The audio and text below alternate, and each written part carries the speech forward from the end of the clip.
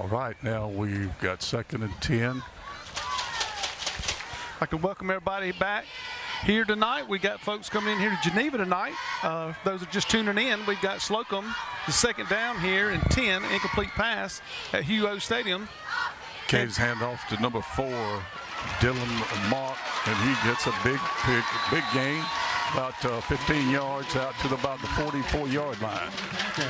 Run out of bounds by number 10, Keelan Adderley. Brings up 1st and 10 for Geneva.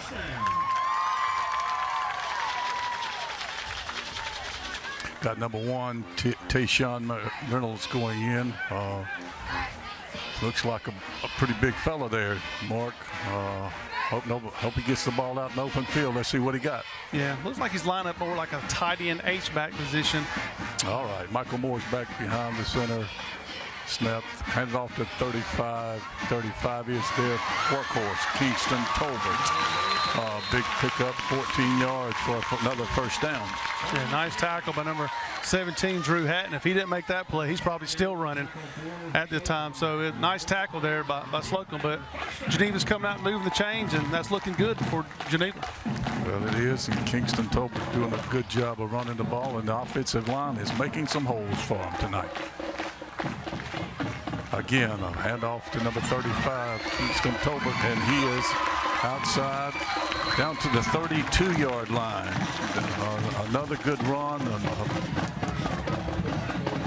I believe we're short of the 1st down mark, maybe short just about a yard or so. Flag on the play. Well, we'll have to start this one holding on the Geneva Panthers. And, of course, the Slocomb fans over there saying he's been doing it all night. We're not but we're less than a minute into this game. But now Michael Moore is doing a good job calling. Whoever's calling the plays, sending them into him. I like to call play calling. But I would hand it off to Kingston Tolbert until they stopped. I imagine we're going to see a lot of Mr. Kingston, and Michael Moore will hold the ball a lot too. There it goes. Zay Peacock. Good play. Another flag on the play.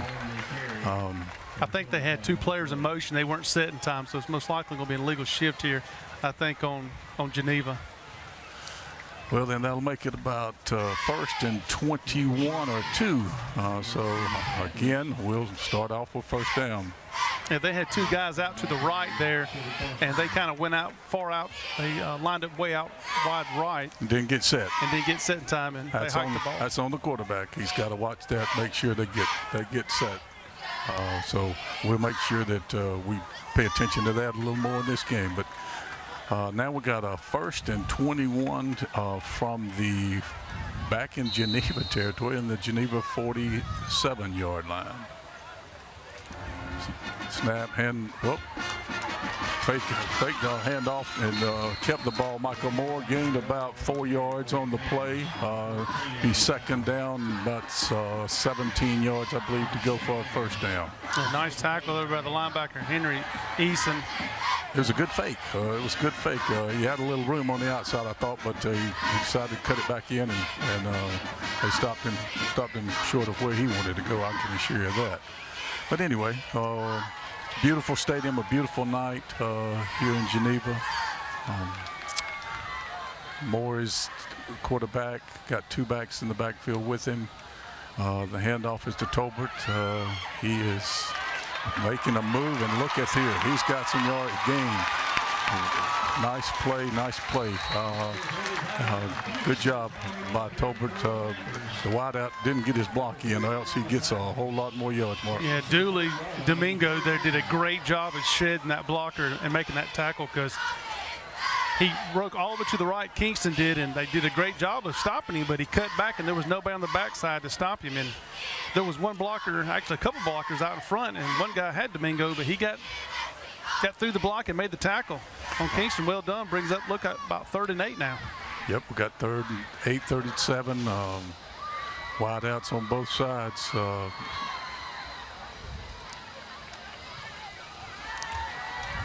Michael Moore's out. Nice pass, good catch. 1st down, Geneva. And I don't believe there are any flags. so first down, and Geneva is on the roll. They have were backed up to it's at first and 21, 22-yard line, and 22 yards to go, and picked up a big first down. Yeah, that was a well-thrown ball, and defensive back was right there on him. Really can't knock him too much on that. Just a great catch, good throw, and perfect the pass. chains. Perfect pass. All right, now Moore's back again. Forwards in motion. That's Dalton Mott. Handoff is to Kingston Tolbert, and he is sacked right at the line of scrimmage. Yeah, that's a nice tackle by number 25 there. Is a great job by him. And 57, number 25 being Will Hatton, and 57 Gabe Hall. You'll hear Gabe Hall also on the offensive line. He's relied upon a lot from Slocomb. He plays offensive line and defensive line. Talking to Coach Paul McLean on that defense, the one thing he likes about his defense is they are scrappy and they don't give up. So you expect to see that all night from them. All right, snap, the handoff again to Kingston Tolbert, and he is going to pick up about 3 yards, 2 or 3 yards up the middle to be third down, and from the 30-yard line, about 7, 8 yards to go for a first down. And you saw Gabe Hall then, number 57. He's right in the middle of your screen. He wrapped up Colbert, got some help from his buddies to bring him down. Looks like it's about 3rd and 9. And I think you're probably, Chester, in 4-down territory here, I imagine. Yeah, I don't think that probably don't have a field goal kicker from this distance, but who knows? They know what the game is, so Kingston Tolbert appears to be, he's going to be the workhorse tonight. Snap. Again, a perfect throw. Oh, dropped, but a perfect throw by the quarterback, Michael Moore. Just sometimes you don't catch that ball and don't look it in, and that's what happens. Yeah, I think he took his eyes off the ball, and nice throw by Michael. That was a nice, perfect throw. Nice route. I don't know if that had got the first down, but they'd have been a lot closer to first down than they are now. It sets up, looks like 4th and 9. And yep, 4th and 9, and they're going for it. You're right, and so we'll see where we are. We'll see how this play call is made. Again, Moore's back. Got a man wide open, overthrows him. Oh, wide open. Dalton Mark was wide open out in the flat for a first down, overthrew him. So now Slocomb will take over the ball at the 30-yard line. We'll see them on offense first time. Yeah, it looked like there that Michael thought he was going to have it for the first down with the run, then looked up and saw him at the last minute and threw it while his feet were still moving, and just didn't have his feet settled underneath him and just barely overthrew him. But the turnover downs, it's Slocom's ball, like you said, for the first time tonight. All right, got Cade Burge is the quarterback, a junior quarterback, and we've got a timeout. Who's that timeout on there, Mark? I think it's on Slocomb. All right, Slocomb's called a timeout on the first down. So, all right, when we come back here, we got Geneva versus Slocomb here at Bob Hughes Field. Thank you. 22nd Bank of Geneva, Moe's Law Firm. Back here, guys, it's Slocomb's first time having the ball. It's 7:25 left to go in the first quarter. Slocomb visiting Geneva for a Class 4A 2 region matchup tonight, Chester. All right, Cade Burge under the center, hands off to number 9. Is that number 9? Nice tackle, number 19, Zay Peacock. I don't have a number 9 on my roster, so we'll have to figure out and see who that number 9 is. But gained about 1 yard, so it's second down and 9.5 yards to go for the Slocomb Red Tops. Coming off a big win, I believe, last week, Mark, against the GW Long Rebels. Sure did. Paul was really impressed with his team. All right, Cade's back, pass. Oh, he is sacked. The ball is out. And Geneva thinks they've got it, and the officials say Geneva does have the ball. Big play by the Geneva defense. Yeah, Tayshawn McReynolds was the one who knocked the ball loose, and Landon Elmore with the recovery there back in Slocomb's territory. So First and 10, really just about where they lost the ball downs. Now they gained 5 yards, Mark. Oh, they got 5 yards. 5 yards over that. So right there at it. So first and 10 from the 25-yard line. Let's see how they run these plays. You got 2 wideouts, and it's a reverse. Number 19 has got an open field. Nice run by number 19, Zay Peacock. He looks like he's going to be a workhorse along with Kingston Tolbert tonight. Drew Hatton there with the stop. He came up with if you saw him get the first down signal, it's not quite first down, but it was a nice 9-yard gain. Yep. 6 minutes left to go in the first quarter here at Hugh Owens Stadium in Geneva in this big Class 4A Region 2 battle. Wideouts on either side. The handoff is to KT, Kingston Tolbert, and looks like he is going to be in. Touchdown, Geneva Panthers. Yeah, that's a nice run off the right edge there. And Slocomb did a real good job of sealing that defense. And you'll see on the replay here in a minute that we have that the wide receiver down the field was doing a great job. Yeah, the wideout on that side did a good job blocking downfield. It's been a little lax on this side of the field, but he did a good job. And they will, looks like they're going for 2. Nope. The quarterback is also the kicker. So let's see how he does. Michael Moore is in for the kick. And the kick is no good. Wide right. Uh-oh. That's a bad moment for Florida State, isn't it? Wide right. That's right.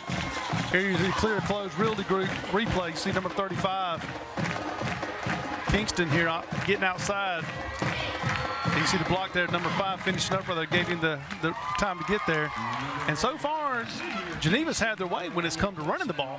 And I would think that Slocomb probably going to need to bring some more safeties or somebody coming down to the line of scrimmage if they can't control the run, because that was a nice long run by Kingston, 25-yard touchdown, giving us 6-0 advantage. Yes, it is. And I think we are taking maybe a heat. We got a heat timeout. I don't think so. Nope. All right. 6-0 Geneva Panthers getting ready to kick off to the Slocomb Red Tops. Slocomb got to get that offense moving because Geneva Panthers have held the ball for about 6 minutes of the 6 minutes and 10 seconds that have run off. Yeah, I think they only had 2 plays so far in the first quarter. So, and the offense that Paul likes to run, it's a wing T, so they need to have possession of the ball to kind of get in the groove and kind of get that offense going. All right. Kick is to the, out of bounds. Kick goes out of bounds at the 42-yard line. I'm sure that there's a flag thrown. So Slocomb will probably choose to take the ball, I assume, there at the 42-yard line and get started on offense. Got a short field for him. I think they'll probably decline the penalty and just take where the ball went out of bounds at. Because I believe it's 30 yards from where you kick. So if that's the case, they would get the ball on the 30. So I would think they would just take. And that's probably right now they're talking with Coach McLean.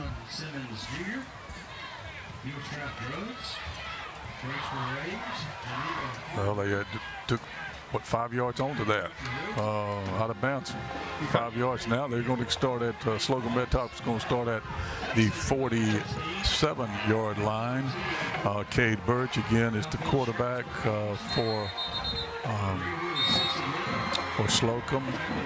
And now we have got an official's timeout. So I don't really know what's going on with He this. wants to talk with the coach from Geneva for some reason.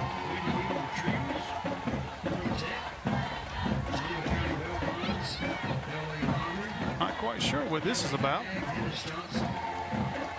It's got to probably be something to do with the spot of the ball.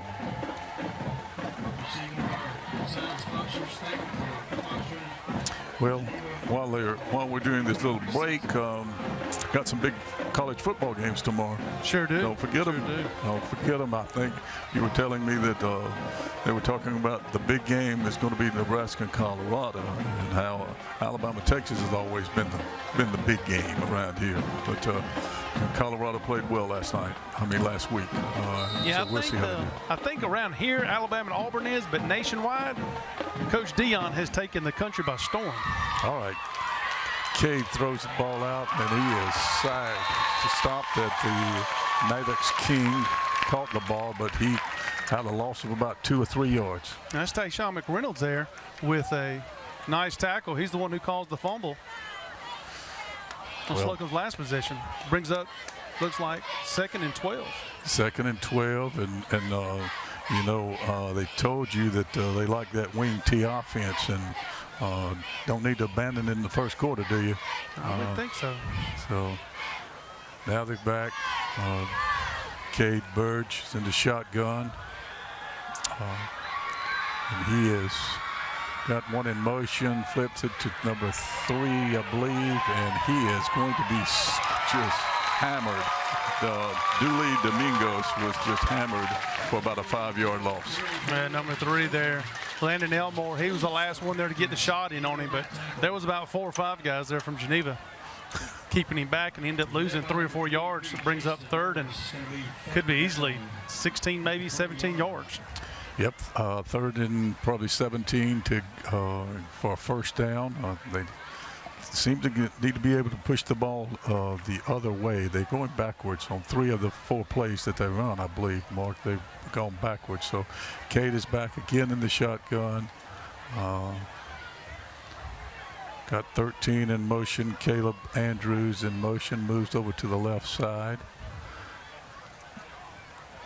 Cade is back, rolling out to the left. A nice pass over the receiver's head.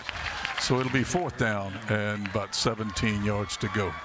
Yeah, I think Slocomb's having a problem with the team speed of Geneva right now, because they're really flying to the ball and giving the line, which has 3 returning seniors for Slocomb on it, is really giving them fits right now. The one thing that Coach McClain did say, his offensive line is rather small, but they are real gritty, and he likes them a lot. He likes how they play. It's a yes sir, no sir kind of guys, kind of kids you always would want to play for. And then, just right now they're having problems getting the ball. All right, Cade's back for the punt. Very nice punt, hanging high. Dropped by 4. That could have been a disaster for the Geneva Panthers.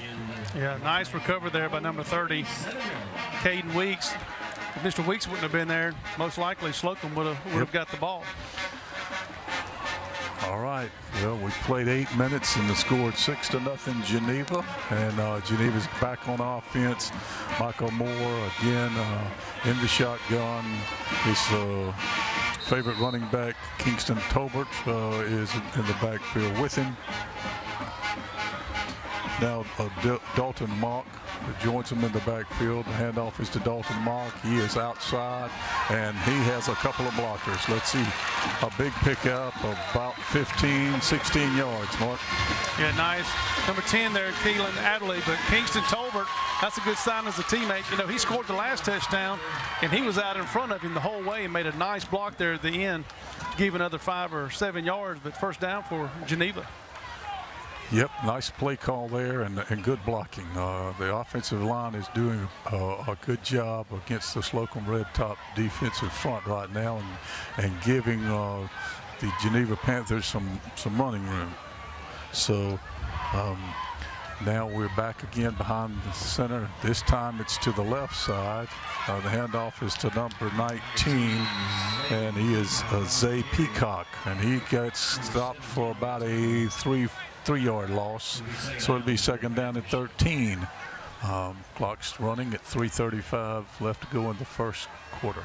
Yeah, Will Hatt, number 25, kind of came up and made him shuffle his feet a little bit and delayed him just long enough for number 56 to come in. Nolan Russ came in and made a nice tackle on him. Brings up about 2nd and 14 now for Geneva. Yep, trying to get the play call in. Waiting on the play call from the coach from the sidelines. And now Michael Moore again in the shotguns, ready for the snap. Hands it off to KT, and KT is stopped for a 1-yard loss. 56 in the backfield with a nice stop, along with number 14, Cade Hodges. Mr. Gabe Haldenham did a great job. Maybe half a yard, if that.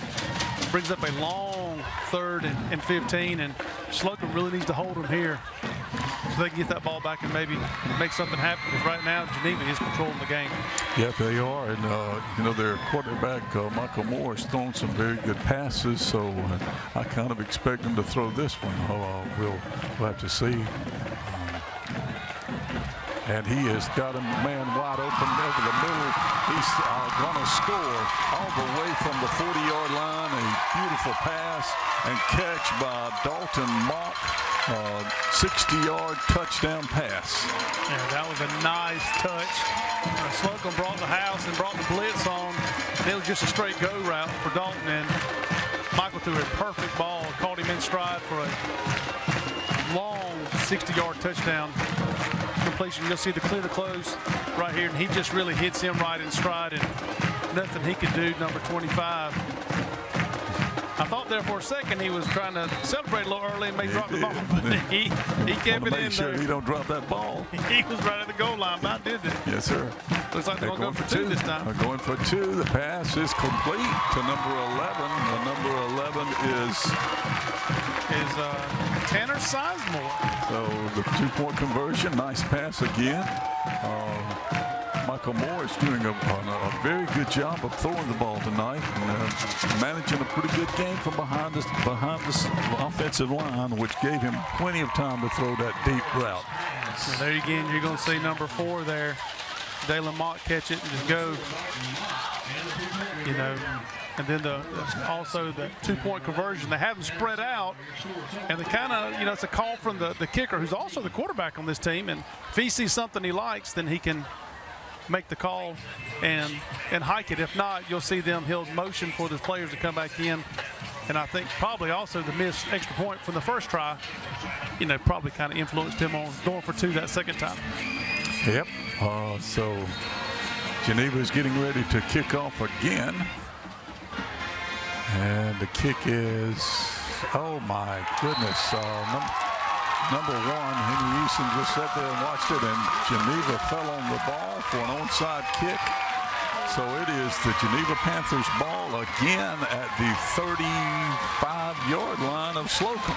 Yeah, just a mistake made there by the player, but he'll learn from that. He's young, so he'll learn from that. You'll see the clear to close replay here. He just stands there and watch it. Now, actually, if you go back and look at that review, the guy from Geneva stepped out of bounds. He sure did. So, but we don't have reviews in high school, do we? We do not, and the coach cannot throw a flag on the field either to ask for that, thank goodness. So, therefore, you would say it's Geneva's ball, first and 10 from the Slocomb 35, correct? Correct, but I need to give a shout out to our cameras, because they caught that, and that was well done by our crew, who does a phenomenal job every week. But it looked like he stepped out of bounds about 2 or 3 yards before he jumped on the ball, but it is Geneva's ball. So, you know, and I think if you ask Coach Harris how he'd like to start off the game, is he's up 14-0 with the ball going into possibly the second quarter with a chance to go up by 3 touchdowns, he'd be happy. What you think? I believe you're exactly right, especially coming off of two tough losses as he has to Headland and Chipley. Both of those teams are good playoff contenders in their areas, and this is a big Class 4A Region 2 game in Geneva, and it looks right this minute that the Geneva Panthers have control, but that's why they play this game for 4 quarters. You don't never know what's going to happen. So again, Michael Moore, seems like I've been saying he's back for all night. And there's 35. KT gets stopped again for a 2-yard loss. Nice play by the defense there. Gabe Hall again, number 57 there with the play. Caught him on the end. I've noticed one thing they've been calling a lot, though, is Chester is a lot of on the outside. They're trying to get to the outside. I think they have an advantage when they get there. Running up the middle has been kind of difficult, but they've had a lot of success so far getting to on that outside. Looks like they've got a little more speed, team speed, than Slocomb is showing right now. Again, Moore looks to the sideline to get the play call. And got 2 wideouts on either side. KT in the backfield with him. Let's see what's called. KT gets the ball, and he is again, looks like he is gone again. Another touchdown for the Geneva Panthers, and was that quick? Kingston Tolbert for about 37 yards and a nice touchdown. Nice blocking. Nice blocking. Yeah, but well done again. He got to the outside like we just said, and Slocomb's having a real hard time of holding containment out there, and Kingston with his second touchdown of the day. Here's a clear to close instant replay, and you'll see number 5 come up and try to have a play, and number 10, but Kingston turned on the Jets and he was gone. Yes. You know, he's a senior this year, so 2 touchdowns the first quarter. I don't think you can draw up a better senior night so far for Kingston. Senior night is going well for the Geneva Panthers. Let's see if they are again going to run a 2-point play, and he is in for the 2-pointer. Again, now the score is 22-0, and we are still with 1 minute and 22 seconds left in the first quarter. Wow. Didn't see this one coming. But Geneva's, again, they played 2 tough opponents, and now they're showing what they've got here tonight.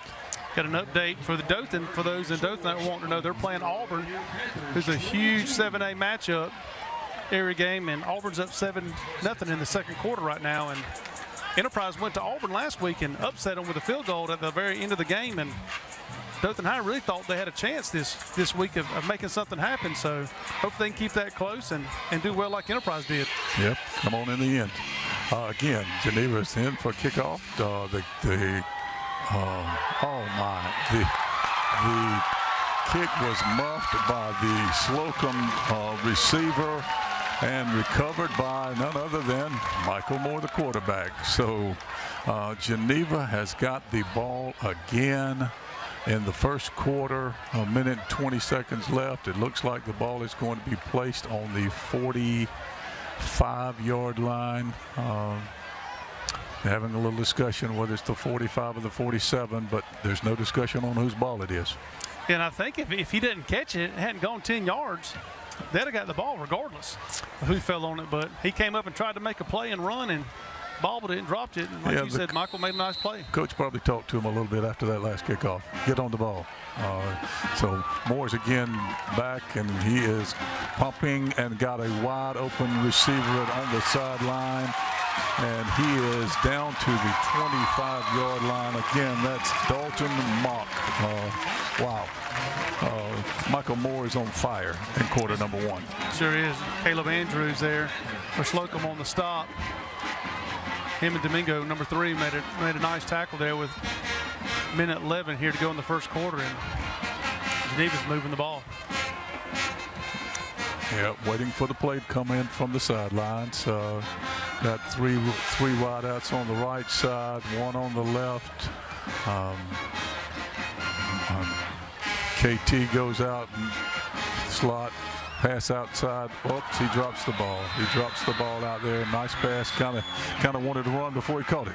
Yeah, he's looking upfield. Can't blame him. He's already got on that outside, and he saw green grass the whole time. He was probably looking for it again. He was trying to get 3 in the first. Isn't that a hat trick or something? And whatever, some of that. That would be hockey or something. Hockey, but we're not playing hockey. Oh, we're not playing hockey. Okay, my bad.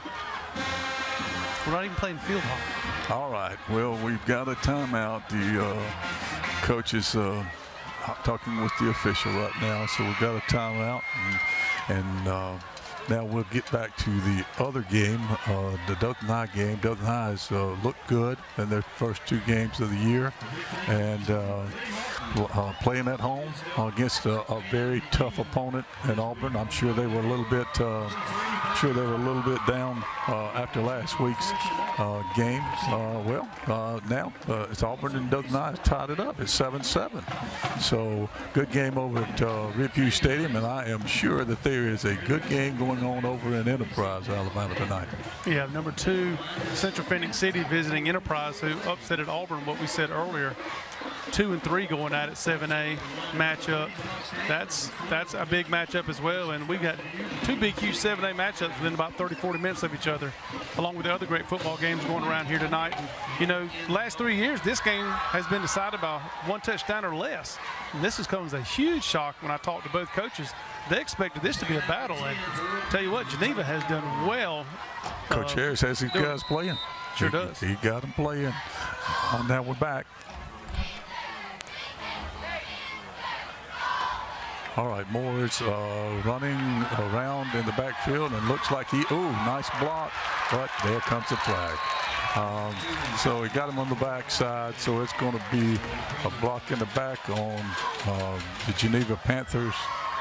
And so we will bring it back to be second and, probably about 25.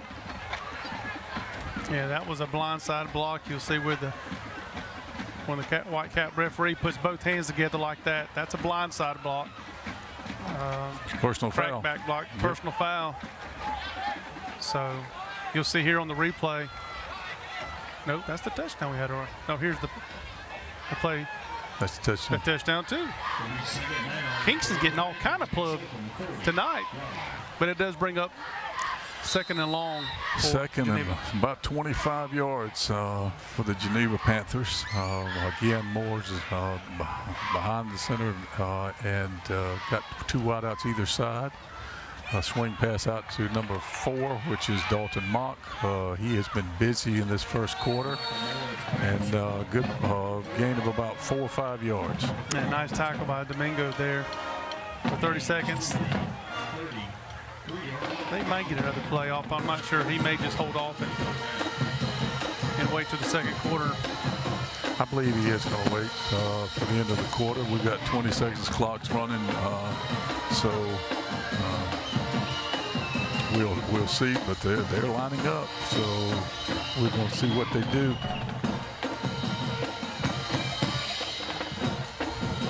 Moore's back. A nice play call. They stopped.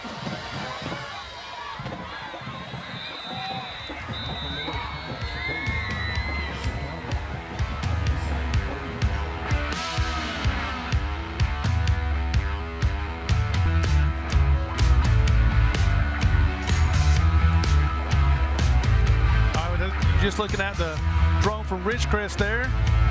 While we were gone, Geneva went forward on 4th down, and an incomplete pass brings up 1st and 10 for Slocomb from about their own 27. All right, Cade Burgess.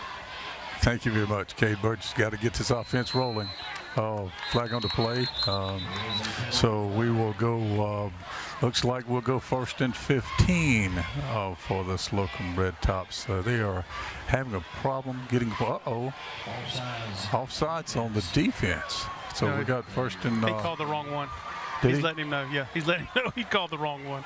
I think the receiver lined up offside.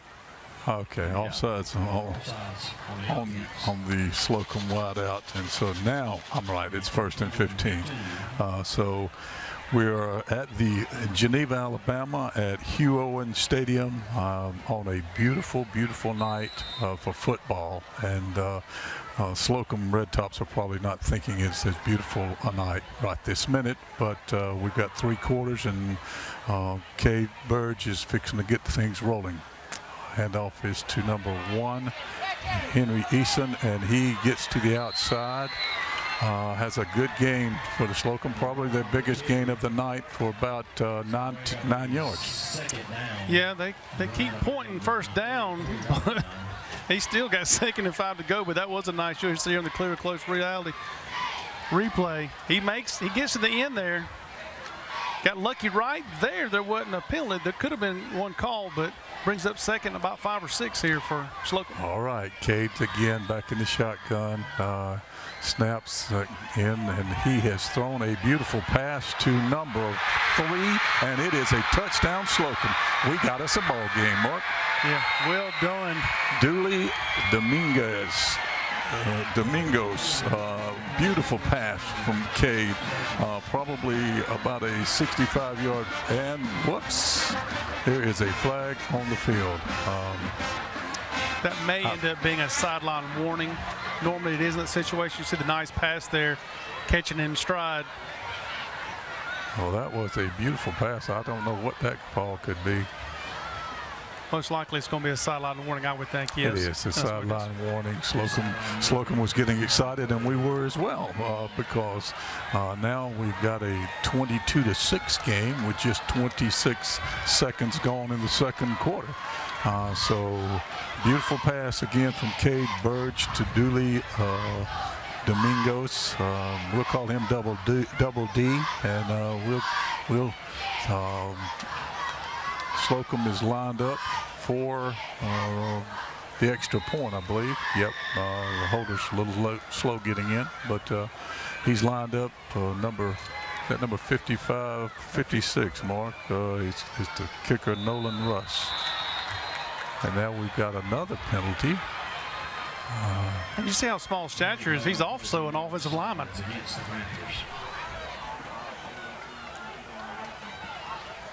And this is the call by PAT that we're about to have. May go for 2 now since they got the 1. Yep, so bringing the offense back on the field. We are 22-6 Geneva, and they are lining up in, looks like maybe that little wing tee that we haven't seen tonight. Let's see what we do. He has scored the 2-point conversion. Quarterback sneak up the middle from Cade Burge, gets the 2-point conversion, and now we have a 22-8 game. Yeah. So got a good game coming at us now. Looked like he kind of went into the Wildcat there.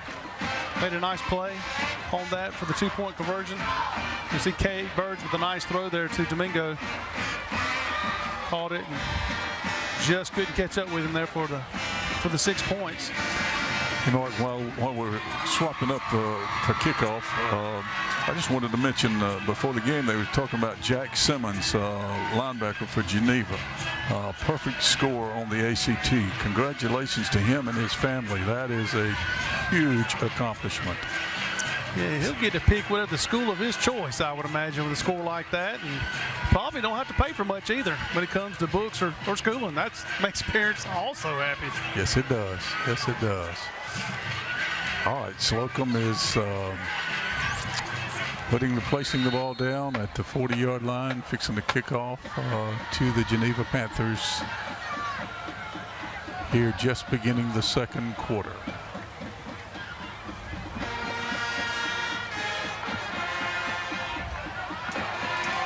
That looks like Zay Peacock with the ball, and it is Zay Peacock got a hold, and he is still going. Going to be stopped at about the 44-45 line. Yeah, nice tackle by number 1, Henry Easton there. I think if Peacock didn't run into his own player, he probably scores. Gets that outside, it looks like he does. And moving the ball back to looks like the 42-yard line. So it'd be 1st and 10. Watch this replay. Looks like if he maybe cuts outside, cuts that sideline over there, he may get something. He runs right into his own teammate. You had somebody out there blocking for him. That's a good thing. That's a good thing. All right. Again, Michael Moore is the shotgun with KT back with him. Handoff, I believe it's to KT. Yes, it is. Outside, he makes a spin move and gets about 7 yards. And we got another flag, and it is holding on the Geneva Panthers. You know, you have 2 types of running backs that generally play football. You have those that try to get to the edge and try to beat you with his speed. KT doesn't remind me of that. He's the other kind that likes to run you over. He loves contact, and it seems like he's looking for contact. and he is punishing Slocomb right now. As you'll see right here on the clear close replay, he lowers his head and just there's one, and there's 2, 3, 4 guys bringing him down. So you saw the 5. Five tried to get real low. yeah, he was smart.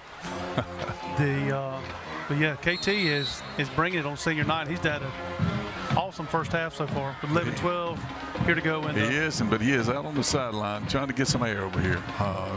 Got Moore in the shotgun. It looked like Zay Peacock's in the backfield with him.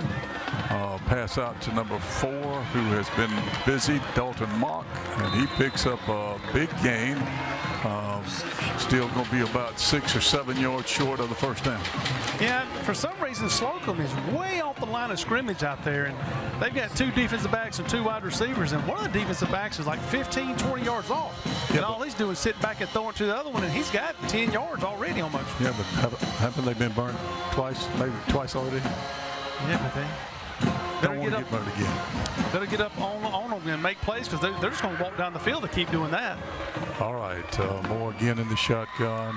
19, Zay Peacock is in the backfield with him. Hands off to number 19, and he is wrapped up in the backfield. Nice team defense there by Slocomb, who needed that to hopefully get up a punt here for Geneva, because it's looks like it's going to be about 3rd and about 12 or 13 here. I'm sorry, it's just 3rd down. Yep, 3rd down. 3rd down, 12, 13 yards to go. Geneva has been moving the ball, moved the ball well in the first quarter, pretty much at will. And so now this is their first possession of the second quarter. And Michael Moore is in the backfield, and Geneva calls timeout. So we've got a timeout, and with 10 minutes and 11 seconds left, and the Geneva Panthers with a 22-8 lead. And he might have called that to get Kingston a breather. It looks like he's still a little winded on the sideline. Well, We'll see if he comes back out, because he was still. I think somebody wasn't in the backfield with the Moore. I think they were looking for somebody back there with him, and you're right. KT's over here. He's taking a breather. I don't know. Does he play both ways? Do you know if Kingston Tolbert is playing both ways or not? I think he has so far. He might, when it comes down to the end of the ball game, makes a crunch play, because he's such a great athlete, to put him on there. But yeah, it looks like he's in this time. So brings up 3rd and 12, and the way they're rolling, they get anywhere close to 4th and 3, 4th and 4. I would imagine they would be going for it. Probably so, and Coach Harris has got his guys playing. He's got them ready to play this week, and you're right, KT, Kingston Tolbert is in the backfield with Michael Moore, and so got 2 wideouts to the left and 1 to the right, and Michael Moore takes it up the middle for about a 4-yard gain, 4 or 5-yard gain. Looks like Geneva is going to punt. A nice tackle by number 60 there. Harlan Doherty brings up about 4th and 8. That's exactly what Slocomb needed. They needed a turnover and downs to hopefully maybe get down and put another score on the board, make this a 1-possession game going in to halftime with about 9:40 left here to go in the second quarter. Coach McLean's got to be happy with his defense that series. All right, got number 22, Rhett Shiver, back to punt. The quarterback is the up man here, so snap's good. Nice punt. Back to set number 3, and good play, good swarming play by the Geneva Panthers punting team. Yeah, he was trying to get out to the edge, and number 23 there did a great job of containing him where he couldn't get there and had help. Then he didn't make the tackle, number 23, but he stopped him showing enough here on the punch. You'll see. I'm sorry, number 12 right there. Number 12 does a good job of just holding him up until his teammates can come in and make the tackle there. Number 12, Samuel Cade for the Geneva Panthers. All right, now Slocomb's got the ball. Last time they had it, they threw about a 60-yard touchdown pass. Let's see how they operate this time. Quarterback keeps the ball and sacked for about a 3-yard loss. So a nice play by the Geneva Panther defense. Carson Hughes with the tackle there for a loss. You know, if you look on the screen whenever we've got the nice wide angle there, you're going to see where Geneva has most of its players within about 8 to 10 yards of the line of scrimmage. Number 30's walking down right there. I mean, everybody's in that block now within about 5 or 6 yards. Cade Bird's in the shotgun, and he is being chased out of the pocket and throws the ball away. There is no penalty, so brings up 3rd down and 13. And last year that would have been intentional grounding, but they changed the rule where in high school, just like it is you see on TV, as long as the quarterback gets outside the pocket and makes the ball back to the line of scrimmage, it's not intentional grounding. So even though there's nobody in the nobody has to be in the air. As long as you're outside the tackles, just like you'll see tomorrow in the Auburn or the Alabama games that they have. No, tomorrow. That's tomorrow night for the Auburn game. Okay. Oh, 9:30 kickoff. That's exactly. Well, Alabama's too is at 7:30. All right, Cade back. Laces the ball over the receiver 13's head, Caleb Andrews. So it will be 4th down and 13, and I'm sure that the Slocomb Red Tops will be bringing home their punting team. And believe it or not, I guess it's, the quarterback is the punter as well, it looks like. Yeah, looks like that. And Coach McClain's got to probably be a little disappointed there after the nice touchdown the series before. Nice stop by the defense, and then you turn around and give it right back. Actually get negative yards of the 3 downs that you have for about 3 yards there. So we got number 19 and number 4 back for Geneva. Yep, looks like he's going to get good field position. That's number 4, Dalton Mock, who's been in on a lot of plays already.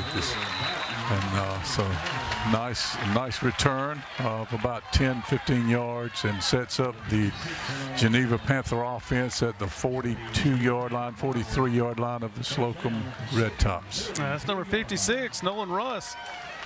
If you'll see him when they have the ball, he's another offensive lineman. They have a lot of guys that play both ways, and Dalton made a nice lower shoulder right there and broke a tackle. Then Russ comes in and wraps him up right there at the end, but 1st and 10, and they have it actually on Slocomb's side of the field. Looks like about the 44-yard line. Michael Moore's back in, and he's got KT beside him, so I kind of figure he's fixing to hand it to KT. He was out on most of that last possession. We've got all wideouts on both sides, 2 wideouts on both sides, and oh my, and it's a fumble.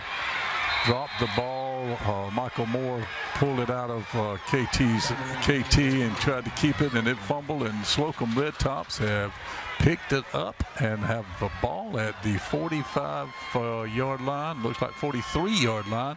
Back and forth we go. Drew Hatton, he dropped on the ball, and I know they have the ball back, but he had an easy touchdown. You'll see here on the clear to close replay, he's right there and gets the ball out, and then there's nobody around him. If he just picks it up, he can walk. Pretty much he had 2 blockers going with him. Listen, John Ferguson could have ran that one in from there. Well, he might have. I tell you, he had some blockers to go with him, but Slocomb gets the ball back. All right, now we got Slocomb on the offense, and hands up ball off to number 3, Dooley Domingos, who caught the touchdown pass earlier, and he is stopped for no gain by a swarm of Geneva Panthers. Domingos, he's kind of put him back at running back this week, they said. A little bit. They really like his quickness. He's more of a scat back. He's one of those guys I talked about earlier, one of the running backs that like to use their speed and get to the edge. We saw his speed on the catch he caught, reception for the touchdown. But I think you'll see as these Geneva defense rolls up, you've got to throw over the top of that like they did earlier to make some plays. Yep. And Cade's back, and he hands the ball off to number 1, Henry Eason, who is breaking tackles and gets down to about the 36-yard line. So we'll have 3rd and about 2. Yeah, nice tackle by number 9, Walker Ward, and number 19 also, Zay Peacock, did a great job. Jack Simmons was also in Mr. ACT. Oh, yes. Now we got 3rd and 2. 3rd and 2 for Slocomb. I'm sure that they are going for it if they don't get it here.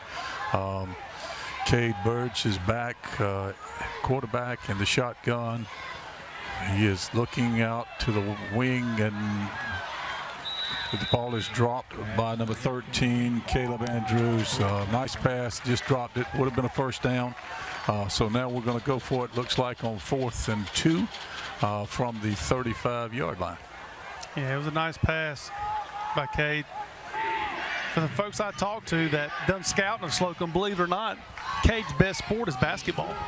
He is a phenomenal basketball player for the Red Tops, but he does a great job as a quarterback too. He throws a nice ball and real headsy back there.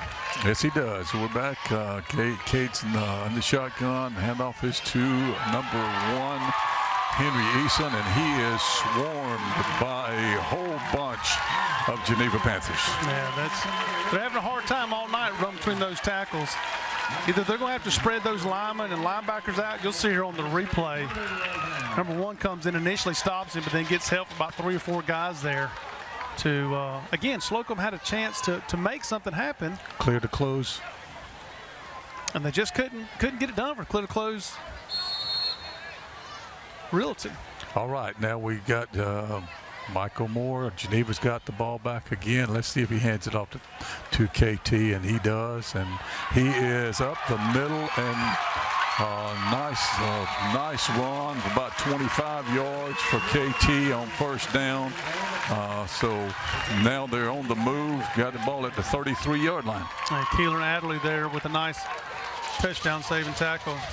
He hit right up the middle, and great burst of speed for about a 25-yard gain. He came over and said, "Coach, give it to me. I won't fumble that ball. I won't put it on the ground again." And he hadn't. And so here we go again. Michael Moore hands it off to him again. Same play, and he is punishing. He is punishing those defensive backs. Yeah, like I said, he's looking. Looks like we may have a heat timeout this timeout. But yeah, he looked for him and just lowered his shoulder. But he's a big boy. If I was his size, whenever I was a senior high school, I'd probably try to look for the smaller DBs too when I got to the edge. I'd be trying to hit and punish somebody. But I was the little guy in high school, so. We got it 22-8 here. Geneva over Slocomb. Come on back and see us.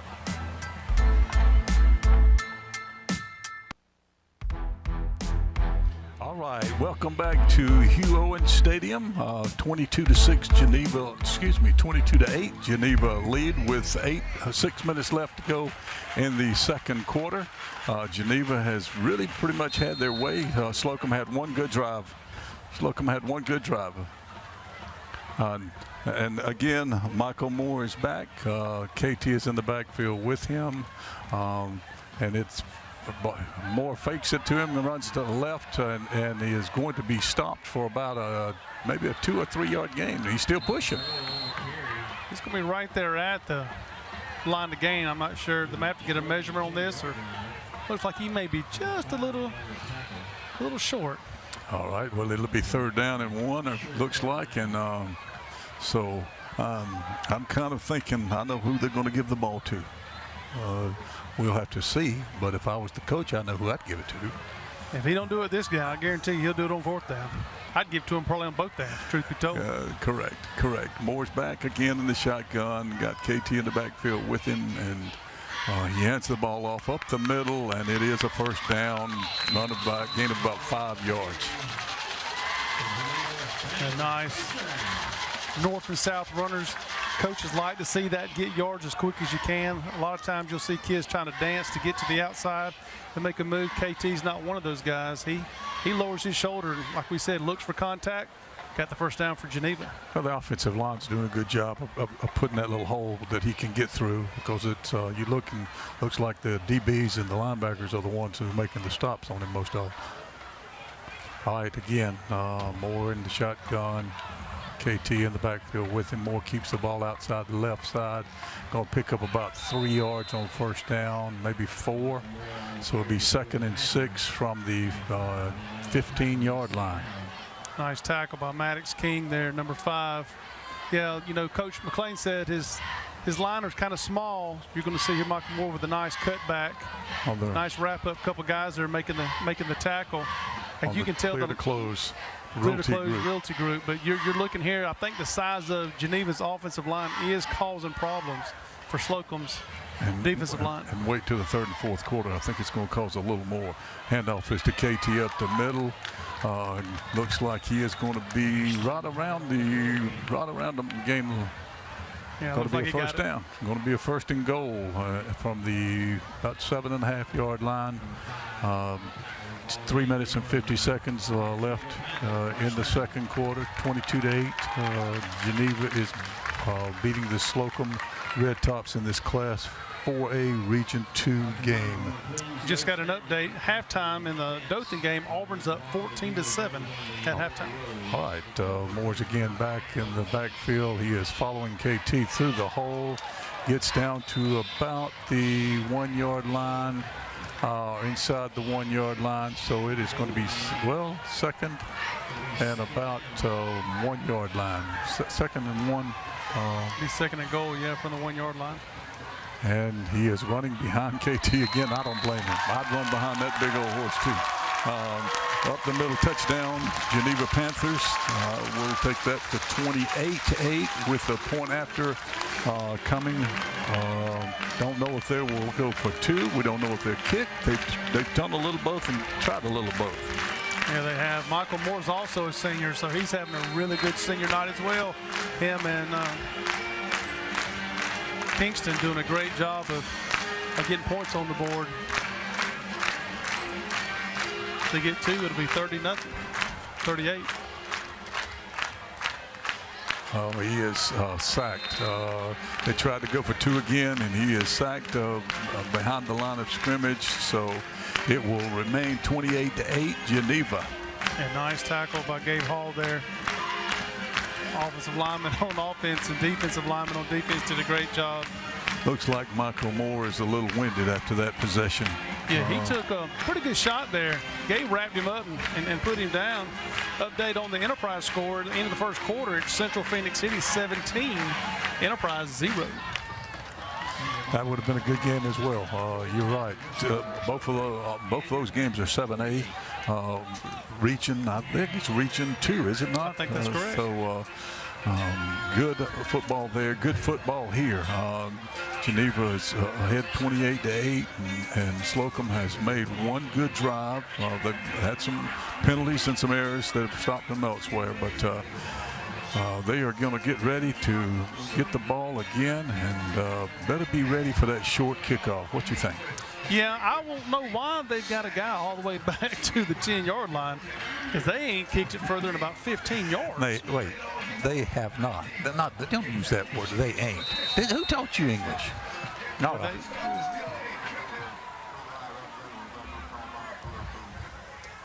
All right. Yeah, you're looking at here, looks like number 10 with the kickoff. And he catches it. They nice play by number 8 there from Slocomb, who called him, but looks like scored 28-8 here for Geneva. Slocomb definitely in dire need with 3:11 here left to go in the first half. They need to put something on the board here. All right, Slocomb is getting ready, and we're gonna do something this possession. Come on, Cade, get that ball into some of them speedsters out there on the wing. Got Henry Eason in the backfield with Cade, and he is back and going to make a throw. And he's behind the defensive back.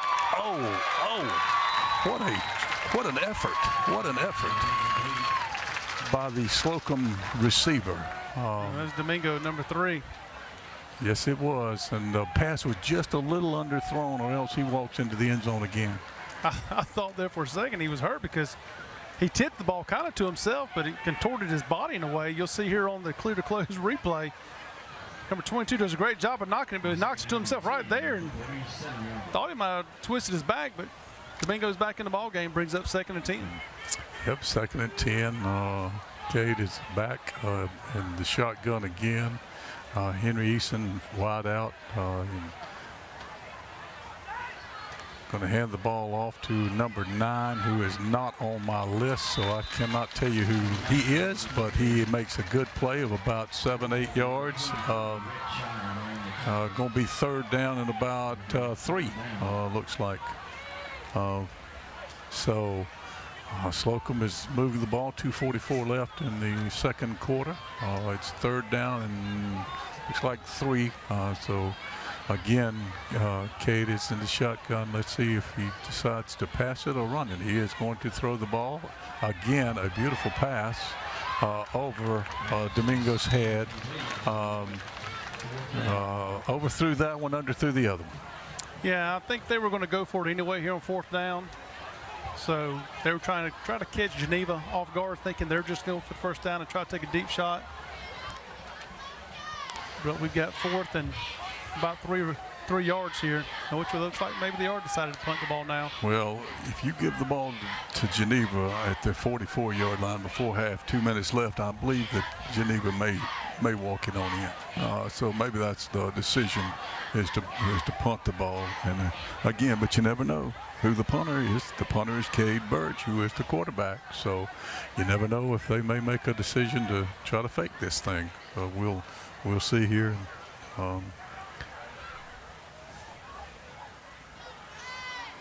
Snap's good. Nice punt. Nice punt. Number 19, Zay Peacock is. Oh, did I hear a whistle? Yes, I did. I think his knee touchdown. They blew the whistle. They did blow the whistle. Somebody blew the whistle, and so he is stopped down at about the 26-yard line, and I'm not so sure he had his knee down there on that replay. No, it looked like he had it up, but yeah. Once that whistle's blown, there's nothing you can do. Play's dead, so clear to close. Instant replay there. Did another great job. Our camera crew caught it. Bring up 1st and 10 for Geneva here with 2:17 to go with a 20-point lead here in the second quarter. All right, what are we going to do? We're going to try to score. We're going to just kind of kill the clock. I would think Mr. Tolbert's going to get the ball a few times. All right, Michael Moore is back behind and hands the ball off to KT, and he is up the middle for about 8 yards. So it'll be 2nd down and 2 with 2:06, and the clock is counting, but they are getting up to the line quick, so they are going to try to put some more on the board real quick. And Henry Easton, number 1, is not in good shape at all there. All right, Michael Moore keeps the ball, and he is hit hard by the defensive back from Slocomb, but pops up and ready to go. First down, Geneva. Now in high school, the clock does stop after a first down. So. All right, Michael Moore is in the backfield by himself this time. KT is spread out to the right. Going to throw it over here to him. Got a blocker out in front, and I would not want to be that little defensive back right there. First down, Geneva. First down, Geneva down to the 45-yard line. Yeah, great. Team defense, exactly. I wouldn't want to be on the island with KT either when he's coming downhill, that's for sure. He looks like a fullback. They moved it back to the 46-yard line, so it's 1st and 10 for the 46, a minute 30, and the clock is running. Looks like they're killing some time, some precious time. Michael Moore is in the backfield. Snap's good. He is, cuts it up the middle, trips over that yard line. What was that, the 42-yard line? He tripped over it, had some green grass in front of him, and just tripped over his foot. 57, Gabe Hall will take credit for that tackle. You'll see on the replay. I don't know how much he had of him, but he barely got a hold of him. He did right there. He tripped over the 40 on the clear to close Realty Group instant replay. He'll put that in his stat book. Now we've got Michael Moore back again. We're inside of a minute, and he looks like he is going to throw it long, and he has got number 4 again. And did he hold on to the football? He did. Number 4, Dalton Mock. About a 35-yard touchdown pass, and they did get it in. Knew exactly what they were doing, killing the clock and scoring under a minute. And nice job of Coach Harris and staff of controlling the clock and getting some points on the board. Up 34-0 here to go. 34-8. Don't forget that. 34-8. Slocomb is got to go in at halftime and probably try to regroup because they are Geneva's having their way right this minute. in this Region 2 Class 4A football battle. And now it looks like we are going to have an extra point kick. Snap. It's called PAT right there that they had. It was a great call Bob PAT, and the snap was a little short, and it was missed, and so we go at 43 seconds left in the first half, and the Geneva Panthers are having their way, and 34-8 is the score. Yeah, I don't think Coach Harris, if you ask him to draw it up the first half, this would be hard to beat right here. Geneva's come out tonight, and even though they were down 0-2, they look determined and ready to play, and been playing really well. And all right, how many times has Geneva kicked off this half? There's the clear to replay close. you have right there Replay of the touchdown. All right, here we go, another kickoff of the Geneva Panthers. Number 10 is kicking to 8, who is with the Slocomb Red Tops. And that's Luke Goodman. He carries the ball up to about the 46-yard line. And the nice tackle, number 23 and 25 there for Geneva. All right, Slocomb has got 37 seconds left. Let's see what we do. Let's see what we're going to do with this 37 seconds, or try to score, or we're going to get to the halftime and try to regroup. Got Cade Burge back. He has been throwing the ball very nicely. Just a little overthrown, but it got a good spiral, good tight spiral on the ball. So looking for Slocomb to maybe try to answer that last touchdown, because that kind of, I'm sure it had hurt him a little bit. There is a pump fake, and now he is gone again. Knocked off. Ball was knocked down by 30. Nice pass by number 2, Cade Burge. Yeah, Geneva came over the top there with number 30, the safety, Caden Weeks, and as you can imagine, all they did was roll that safety over the top of the defensive back to give him some help. And well, it looks like he's throwing it. Dooley is his favorite receiver, and Dooley Dominguez, and he's thrown it to him a number of times, and obviously one of them was for a touchdown. So again, Cade Burge is back again. Wayne to the right, running outside to the right, and going to pick up about 4 or 5 yards. Run out of bounds. 19 seconds left in the first half. Yeah, nice job there, Cade getting out. I think they have about 2 timeouts, maybe 1 timeout left. I wouldn't know, go so far as say it's a Hail Mary type play here, but it's something downfield I would imagine you would get here from Slocomb. Well, he better throw it a long way. I got 2 wideouts again. Dominguez is the right, and he is throwing it to number 9, who is wide open, and it is out of bounds at the 5-yard line. A very nice pass by Cade. No flags on the play, so looks like they're going to answer that touchdown. Got 9 seconds left, and ball is on the, what's that, the 5-yard line. That was a nice play there. The wide receivers, who Domingo was on the outside, he slotted to the inside, took the double coverage with him, opened up number 9 on the outside, and we've got to get his name for the number. We'll get that at halftime for number 9, because that was a nice catch and run down to the 4-yard line here with 9 seconds to go.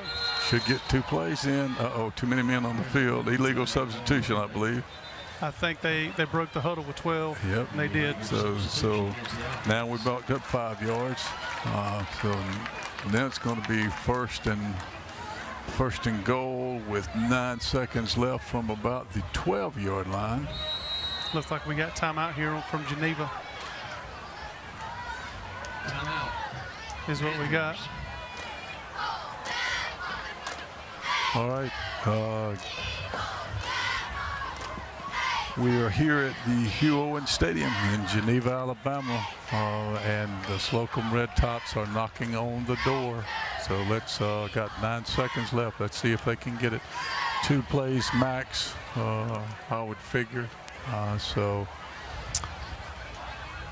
see what they're going to do. It'll be a big boost for Slocomb if they can put this one in before halftime.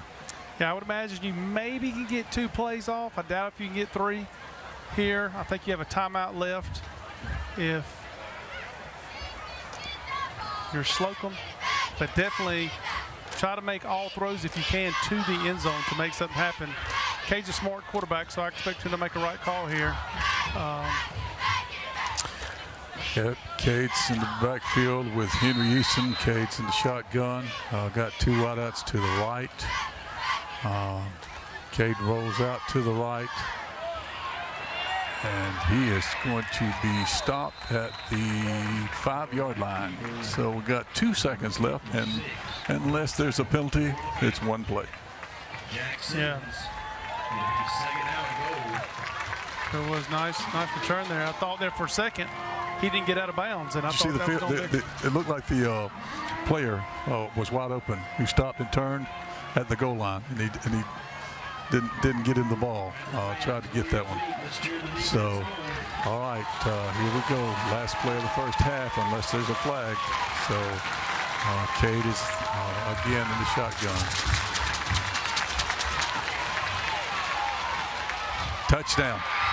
Touchdown, Slocomb. What a drive. What an answer to that last touchdown. A nice pass by Cade. Good play all the way around. Number 5, Maddox King, was the receiver of the ball. So very good play there for the Slocomb Red Tops. Yeah, it's good with the call Bob PAT here. They were in the Eagle Eye red zone there at the 4-yard line. Did a great job of getting a play with no time. Nice morale booster going into the halftime here. Yes, and the extra point is short. The extra point is short, so it's going to be 34-14 at half. Yeah, nice job.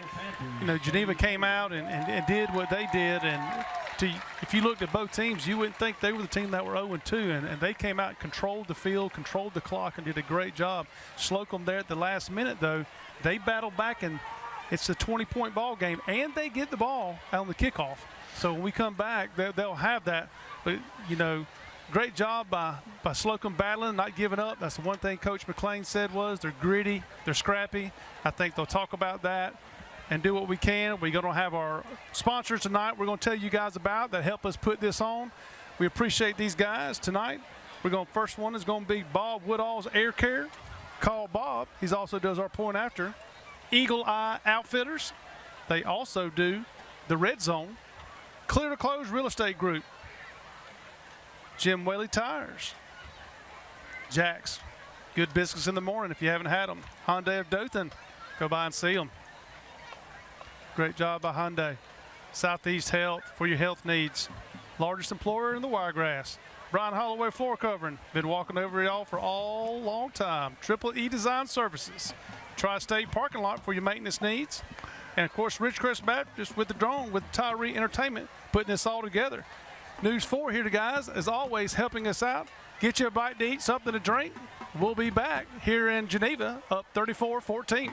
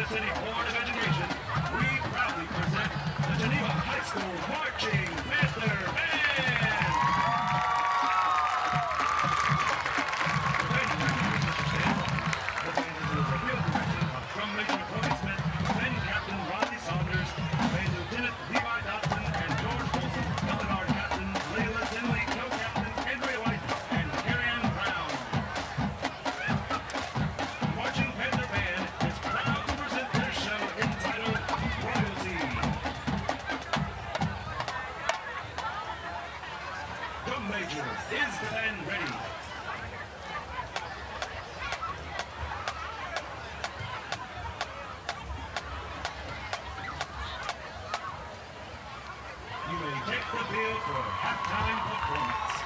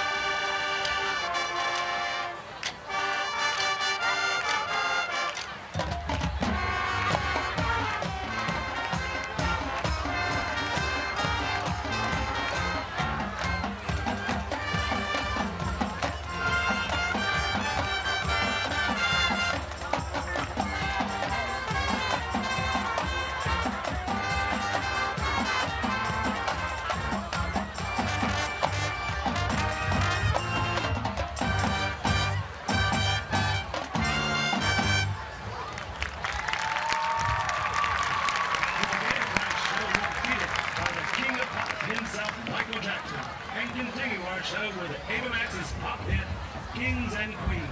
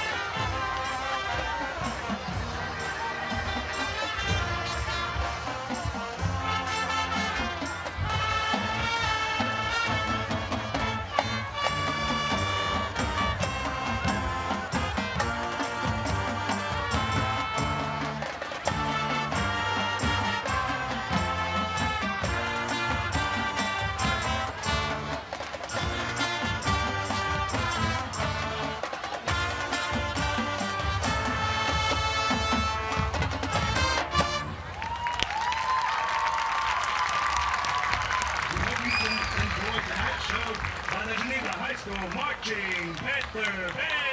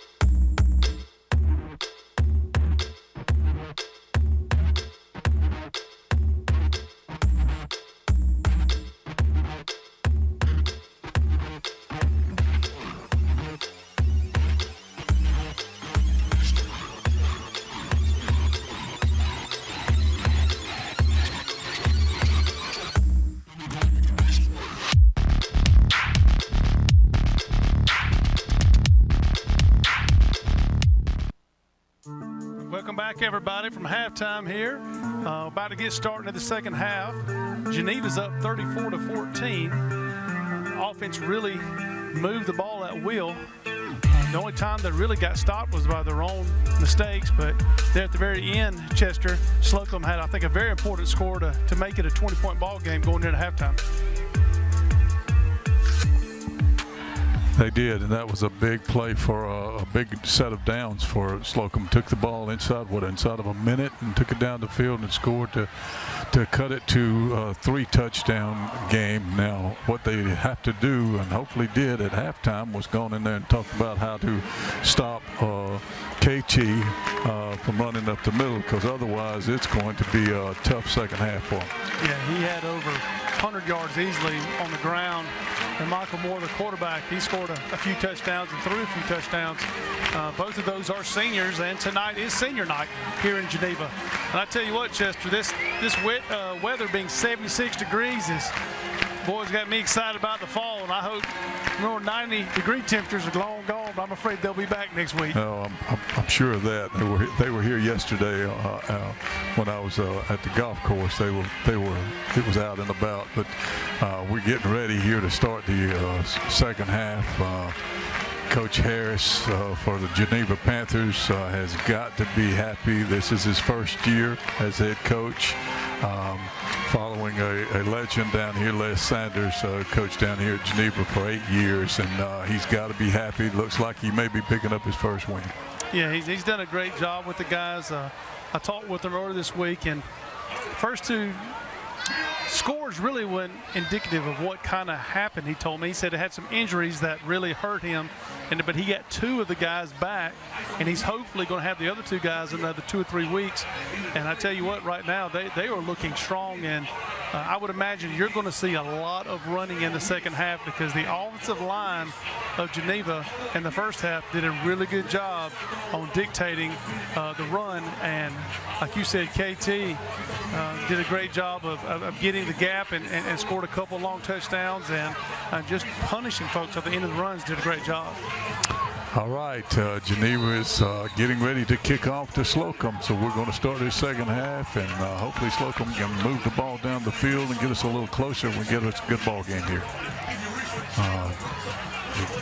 Michael Moore is back to kick off, but who knows from that formation who's going to do the kicking, and he does the kicking, and it's an onside kick recovered by Slocomb, it looks like. Good hands from number 17. That's Drew Hatton.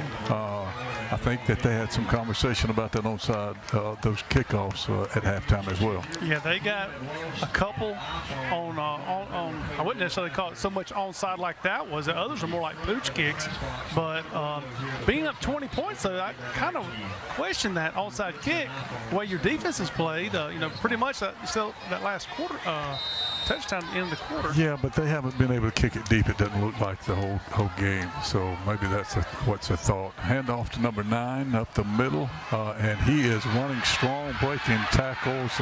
And again, I'm sorry we don't have number 9's name, but he has broke some tackles up the middle for a good game. Yeah, and I even asked the folks down low in the site here, see here, clear to close replay. Number 9, I wish we knew your name, buddy, but people downstairs didn't have his name on the roster either, so I'm not sure exactly who that is, but good game. Nice, tough running, though. Yes, it was. Good game there now. It's going to be 1st and 10 from the 32-yard line. Good first play of the second half. And see number 5's in motion, fakes the ball to number 5, hands the ball off again to number 9, and he gets about maybe 1 or 2 yards. Straight up the middle he went. So now we're going to have a second down and probably about 8 or 9 to go. And we will go from the 30-yard line. Slocomb Red Tops wanting to get in again, put it in the end zone, so this game can be a 2-score game. Ball hands off to number 1, Henry Eason, and Henry maybe loses a yard. So it looks like it'll be 3rd and 9. A nice tackle there for a loss. Let's get an update in Rip Hughes Stadium. Auburn is continuing to lead the W.T.V.Y. Tigers 14-7 at the end of the third quarter. So that game is moving quickly. All right, got third down and about 10 yards to go. Cade Burge again still at the quarterback. He's in the backfield. 10 is in motion. That's Kylan Alderley, and he is thrown to wide open. 13 is Caleb Andrews, wide open, touchdown Slocomb, and we are back in the game. The Slocomb Red Tops are back in this game. A very, very good pass and great offensive line. And nice play call there. Number 13 cut across the field, and you're going to see the guy who's defending him went with Domingo, double team to the top, and he put a great cut. You'll see here on the replay. Nice job by Burge throwing the ball back across his body, hits him, and then about the 10-yard line right there makes the defender miss real bad. Clear to close, Realty Group replay. Okay, call Bob PAT here. Looks like we may have, not sure. They're looking back this way at something, I'm not sure. Don't know what they're looking up in the sky for some reason. I don't know. Everybody's looking. Nobody's finding. All right. The call Bob. Call Bob. PAT. You know, call Bob PAT, and he's got some other commercials on. I don't know if you've seen him where he's gone. Call Bob has gone crazy. The extra point is up and good. Now we have got a 34-21 game. Slocomb took the ball second half and marched right down the field in less than 2 minutes, and now we have got a two-score game. And you'll see right here, the Care to Play replay. Number 19 makes him miss right there. Got him on skates at about the 10-yard line. And that's exactly what Slocomb and Coach McClain was needing here. Now I think the biggest hurdle they're going to have to overcome in this second half is going to stop this run game for Geneva, because Kingston has just completely took over in the first half, and he did a great job. And number 56 is kicking off here, number Nolan Russ, who's also an offensive lineman and defensive lineman on Slocomb. You go to these small schools, you play a lot of different ways, and he's a three-way player for Coach McClain. Yep, looks like a lot of these boys are in really good shape.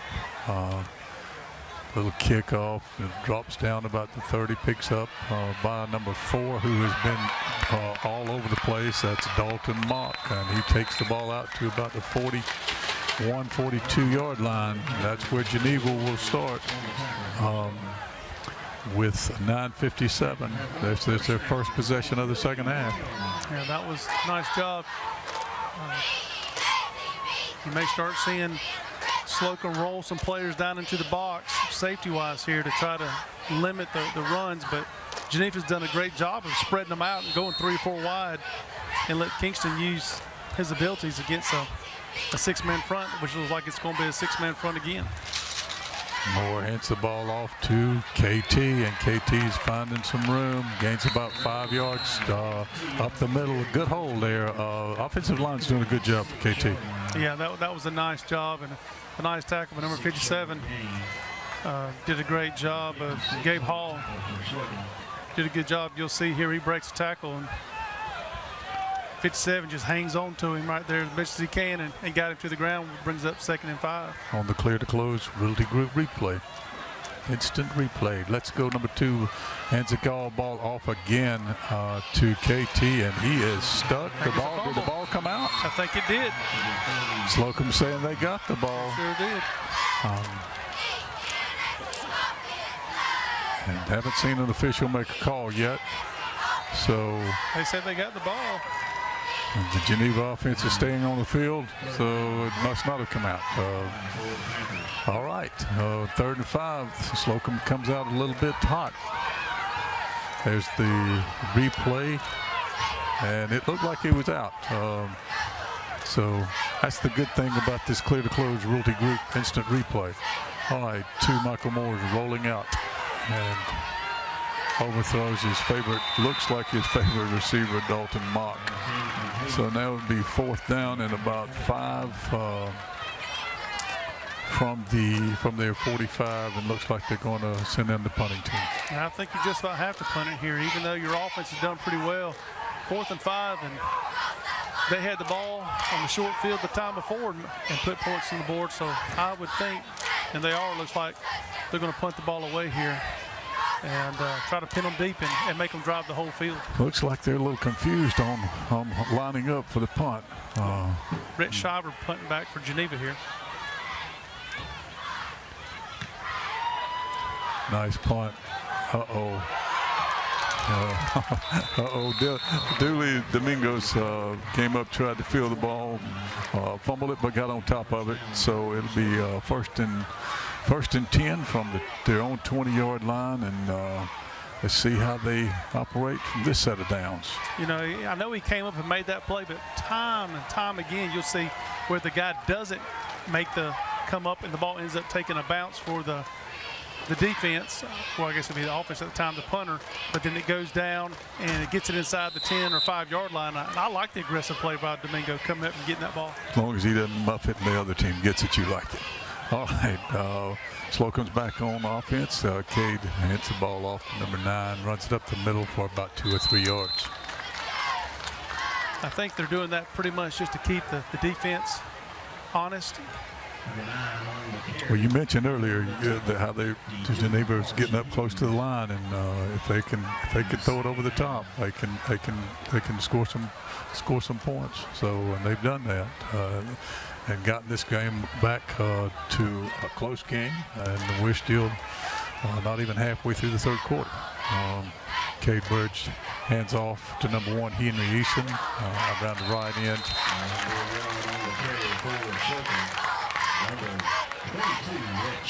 Yeah, the guy just the punter for Geneva, number 22 on defense. Looks like a safety come up. Rhett Shiver made a nice tackle, brings up 3rd and 8 here for Slocomb. It's 3rd down and 8. All right. Cade Burgess still your quarterback for the Slocomb Red Tops. They have got 4 men out to the right, 1 out to the left, and it looks like Double D is on the left side, and they are going to look at it. And he has got the ball, and he is, unless he trips over the yard line, he's gone. Doesn't look like any flags on the play. Touchdown, Slocomb Red Tops. Yes, 79-yard touchdown pass from Cade Burge. Didn't take long for this to be a game, did it? I tell you what, he hit him in stride, and buddy, he was gone. Yeah, they had 4 men out on the right side and had Double D over here on the left side, all by himself from single coverage, and it was see you later.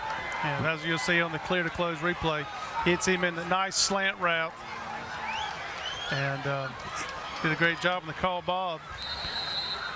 And there he PAT goes. about to come up. Right through the Eagle Eye red zone, right on into the touchdown. Extra point, Bob. Call Bob. Extra point is up, and it is good. And what is this, a 34-28 game? And we have just played less than 5 minutes of this here the 3rd quarter. Wow. Yeah, Slocomb did some great halftime adjustments. You're exactly right. It came in and made some plays. And I think the one thing we talked about before, they really haven't had much offense on the ground. They spread the ball out in the air. It's really hit Geneva where they weren't expecting them, and they've done a phenomenal job of making things happen and making this a one-possession game. Yes, they have, and Slocomb Red Tops are back in this game, and now they are kicking off again to the Geneva Panthers, who at one point had a 20 point lead at halftime, wasn't it? 34-14 at halftime. And it was actually they scored right before the half. So there's 34-8. There's 34-8 going in with a minute 11 left.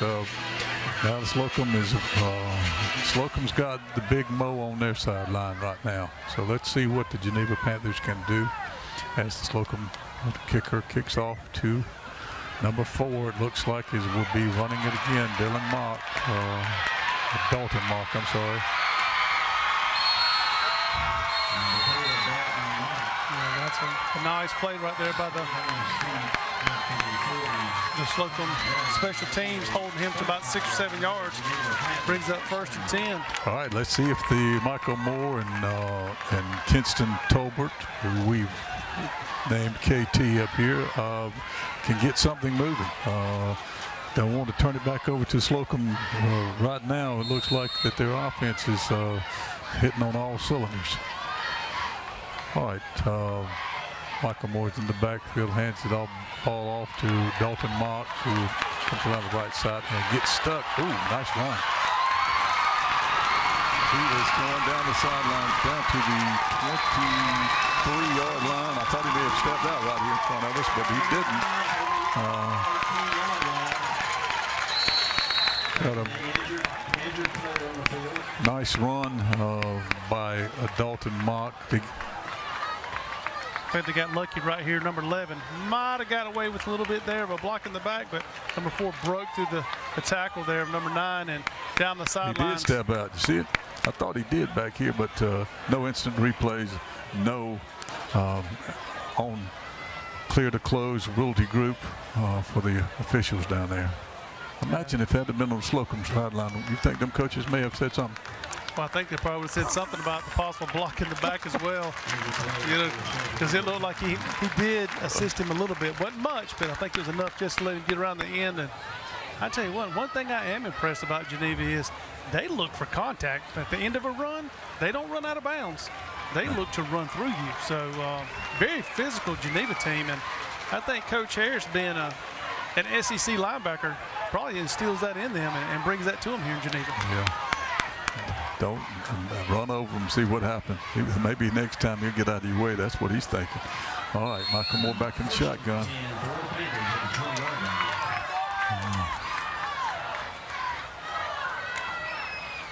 Hands it off to KT up the middle, and he again punishes one of the defensive backs. Those boys are going to be sore after this game. Number 1, Henry Eason, he's also ran some for these guys. I mean, look at the shape. Most of these are playing both ways, and it is. It's thank goodness it's not as hot as it's been, but they are playing both ways, a lot of them, and they are doing an excellent job staying fit. Congratulations to the coaches from both sides for that. All right, again, we hand the ball up to number 35, KT, who drags a couple of Slocomb defensive people for about 3 yards. Yeah. Number 10, Adelaide Mayfield, looks like we're going to have us a heat timeout. I tell you, I can't tell you the last time it's felt this good outside to me. It really feels good here in Geneva. I imagine it does where you is as well. But these, like you said, they've done a phenomenal job of keeping these guys in shape. And these guys are playing both ways. Some guys are playing special teams and offense and defense. So I'm really impressed with both teams. And Slocomb has done a good job of fighting back here in the third quarter to make this a one-possession game. That's nice. Now, you remember Jamal playing at Wicksburg? Do you remember playing at Wicksburg? I do. I remember him at Arkansas, and but don't remember any of it at Wicksburg. But obviously, to get to an SEC school, you're probably pretty good at what you do. Mm-hmm. He was really good. I think it was maybe it was Houston Nutt. I think was there when he was there. That he played underneath him, but he had a brother, Eddie Harris, also that was a phenomenal athlete, and both of his sons were the point guards at Northview High School back in the day when they were really good, the Harris boys. And Mary Harris, their mother, actually works with my wife at Highland. She used to work with her. So we're back here with, looks like 3rd and 1 for Geneva. 3rd and 1 for Geneva. Moore's behind it, and he is going to take the ball himself right up the middle, and he is going to be in for a touchdown. That's the way you answer, straight down the field. Geneva has answered Slocomb and made this a 40-28 score. Yeah, I think you're not going to see many passes coming from Geneva here in the second half. They're going to want to rely on that running back. You see the tandem right there, number 2 and number 35. You're going to see them all night long. And they call Bob extra points coming up. We were in the Eagle Eye red zone, and right down the field. Looks like we're going for two here. Yes, they are lined up for two. Sometimes they try to kick, sometimes they go for two. Let's see what the play call is. Wings out to the right and just out of the reach of the man who's got to be tired, KT, Kinston Tolbert. All right, 40-28 with 5 minutes and 36 seconds left in the third quarter. Michael Moore right here coming right into your living room, right up the gut. A little help of his offensive lineman there, getting him through there. But like you said, answered the bell to the quick strike of Slocomb here in the third quarter. Makes it a two-possession game now, 40-28 with 5:36 left to go in the third. Well, Michael Moore's having a senior year tonight on senior night. Yeah, he's putting himself up with a great chance of possibly getting the WTVY Player of the Week because he's got some amazing throws and runs tonight and orchestrating this team. That's done a great job tonight, Michael has. Yes, he has, but don't forget about the junior quarterback from Slocomb, Cade Burge. He's not through. All right, Geneva's kicking off from the own 40-yard line.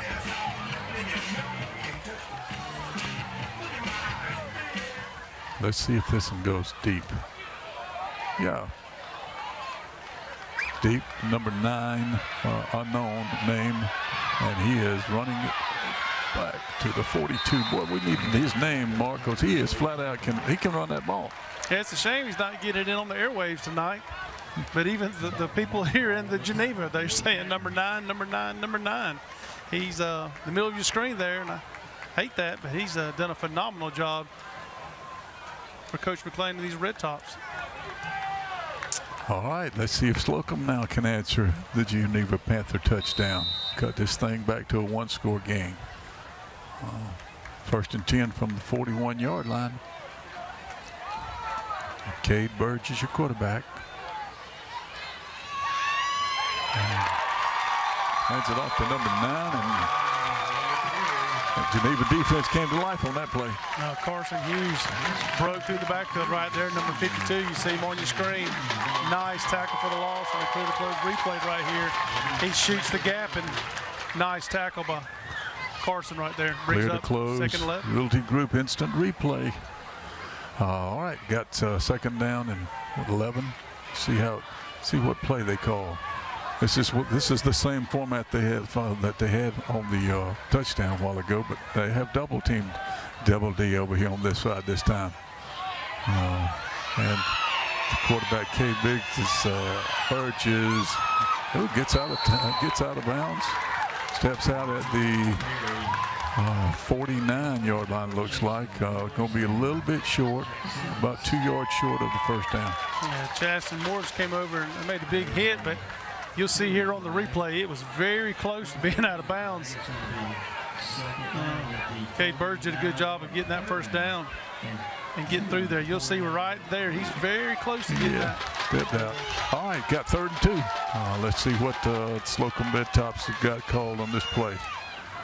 Again, hand the ball off to number 9, straight up the middle for a first down.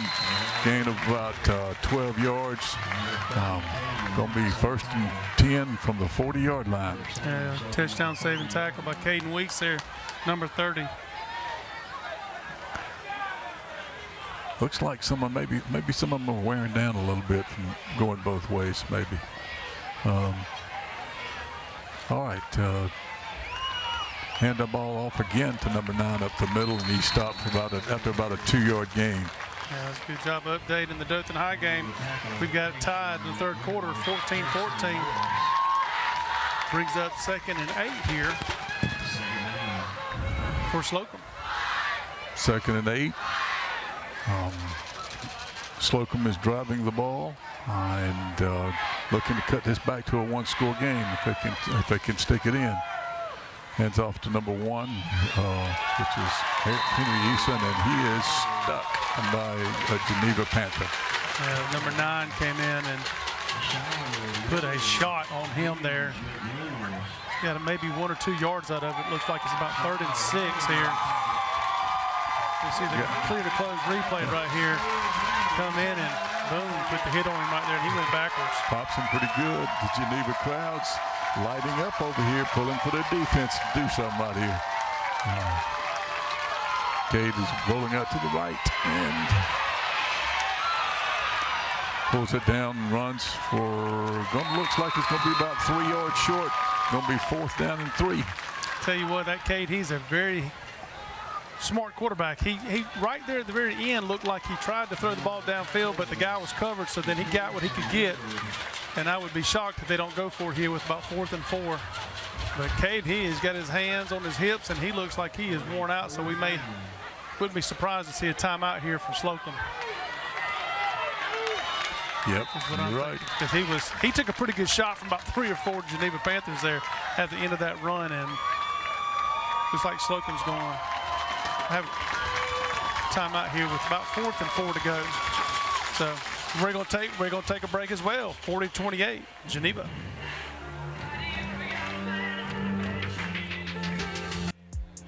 All right, welcome back to Hugh Owen Stadium here in Geneva, Alabama, where the Geneva Panthers are ahead of the Slocomb Red Tops 40-28. Slocomb has got a 4th and 3 and they are going for it on the 33-yard line. Need to get to about the 30-yard line for a first down. Ball is Cade Burge looks like he may have gotten it. Boy, that's going to be close. We've got one on the other side that looks like he's marking it where he's maybe a first down, but they're going to measure it. Looks like no, because of the first down. So first down, Slocomb. They're continuing to move. I went over and talked with the film guy, the high school senior over here for Slocomb, who's up here with us on the top of it. His name's Hayes Hatton, is number 9. Okay, we've got him down as number 24, Hayes Hatton. And so he is wearing the number 9 jersey. So now instead of it being number 9, and we don't have it, it's number 9 is Hayes Hatton for the Slocomb Red Tops. Again, Cade Burge hands off to number 1, who is sacked in the backfield. And number 1, Tayshawn McReynolds, he's caused fumbles. He's had tackles for loss, multiple tackles for loss.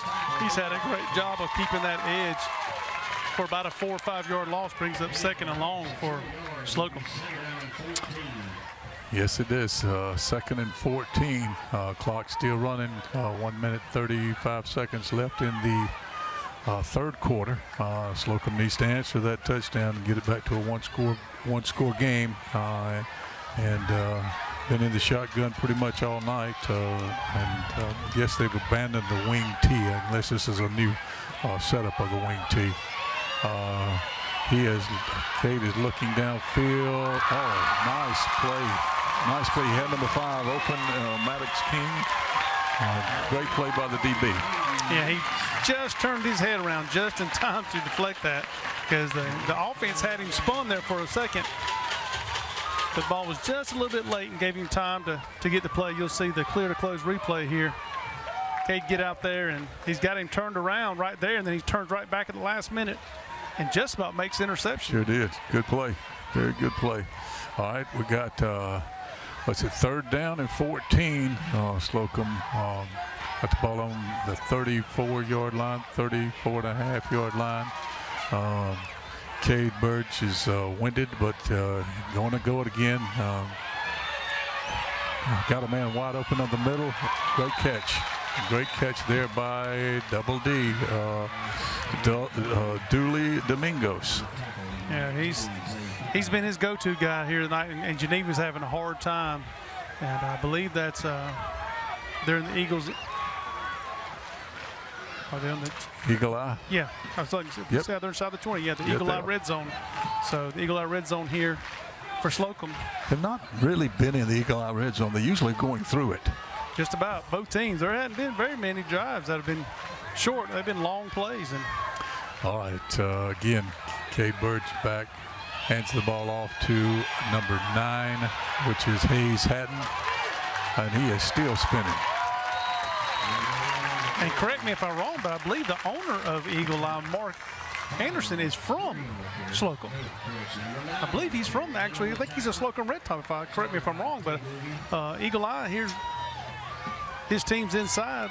Now lost 2 yards, they're outside. You'll see. He tried to get upfield, but number 1 there again, Tayshawn pushing him out and holds him a little bit, and he takes 2 or 3 shots.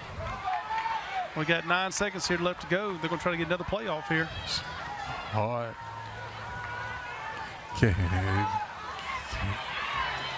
Cade is looking down. Oh.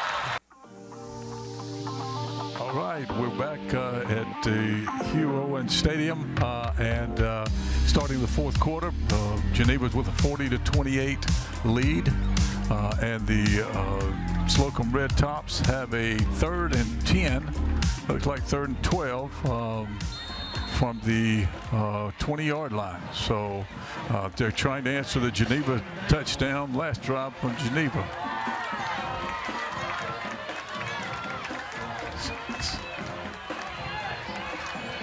Cade has got the ball rolling out and goes out of bounds at about the 13-yard line. Looks like it's going to be about, 4 yards short of the first down. I think you're right. It looks, one thing I like about Cade, when he gets on the outside and his guys are covered, he makes a quick decision and he gets up the field quick. And you can see his athletic ability. A phenomenal basketball player as well as a quarterback. Looks a little gassed right now, but brings up a very important 4th and 4 here, starting the 4th quarter. 4th and 4. Cade looks like he is winded big time, trying to get the play in. Maybe to give him a little extra breather. Got 4th down and 4. Big 4th down for the Slocomb Red Tops. Big fourth quarter, 4th down.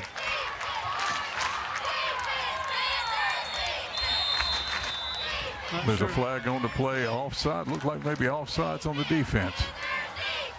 Yeah, it looks like it's number 20. He's putting his hands up in the air. That may be a first down for. Looks like we have another. We may have an injured player here.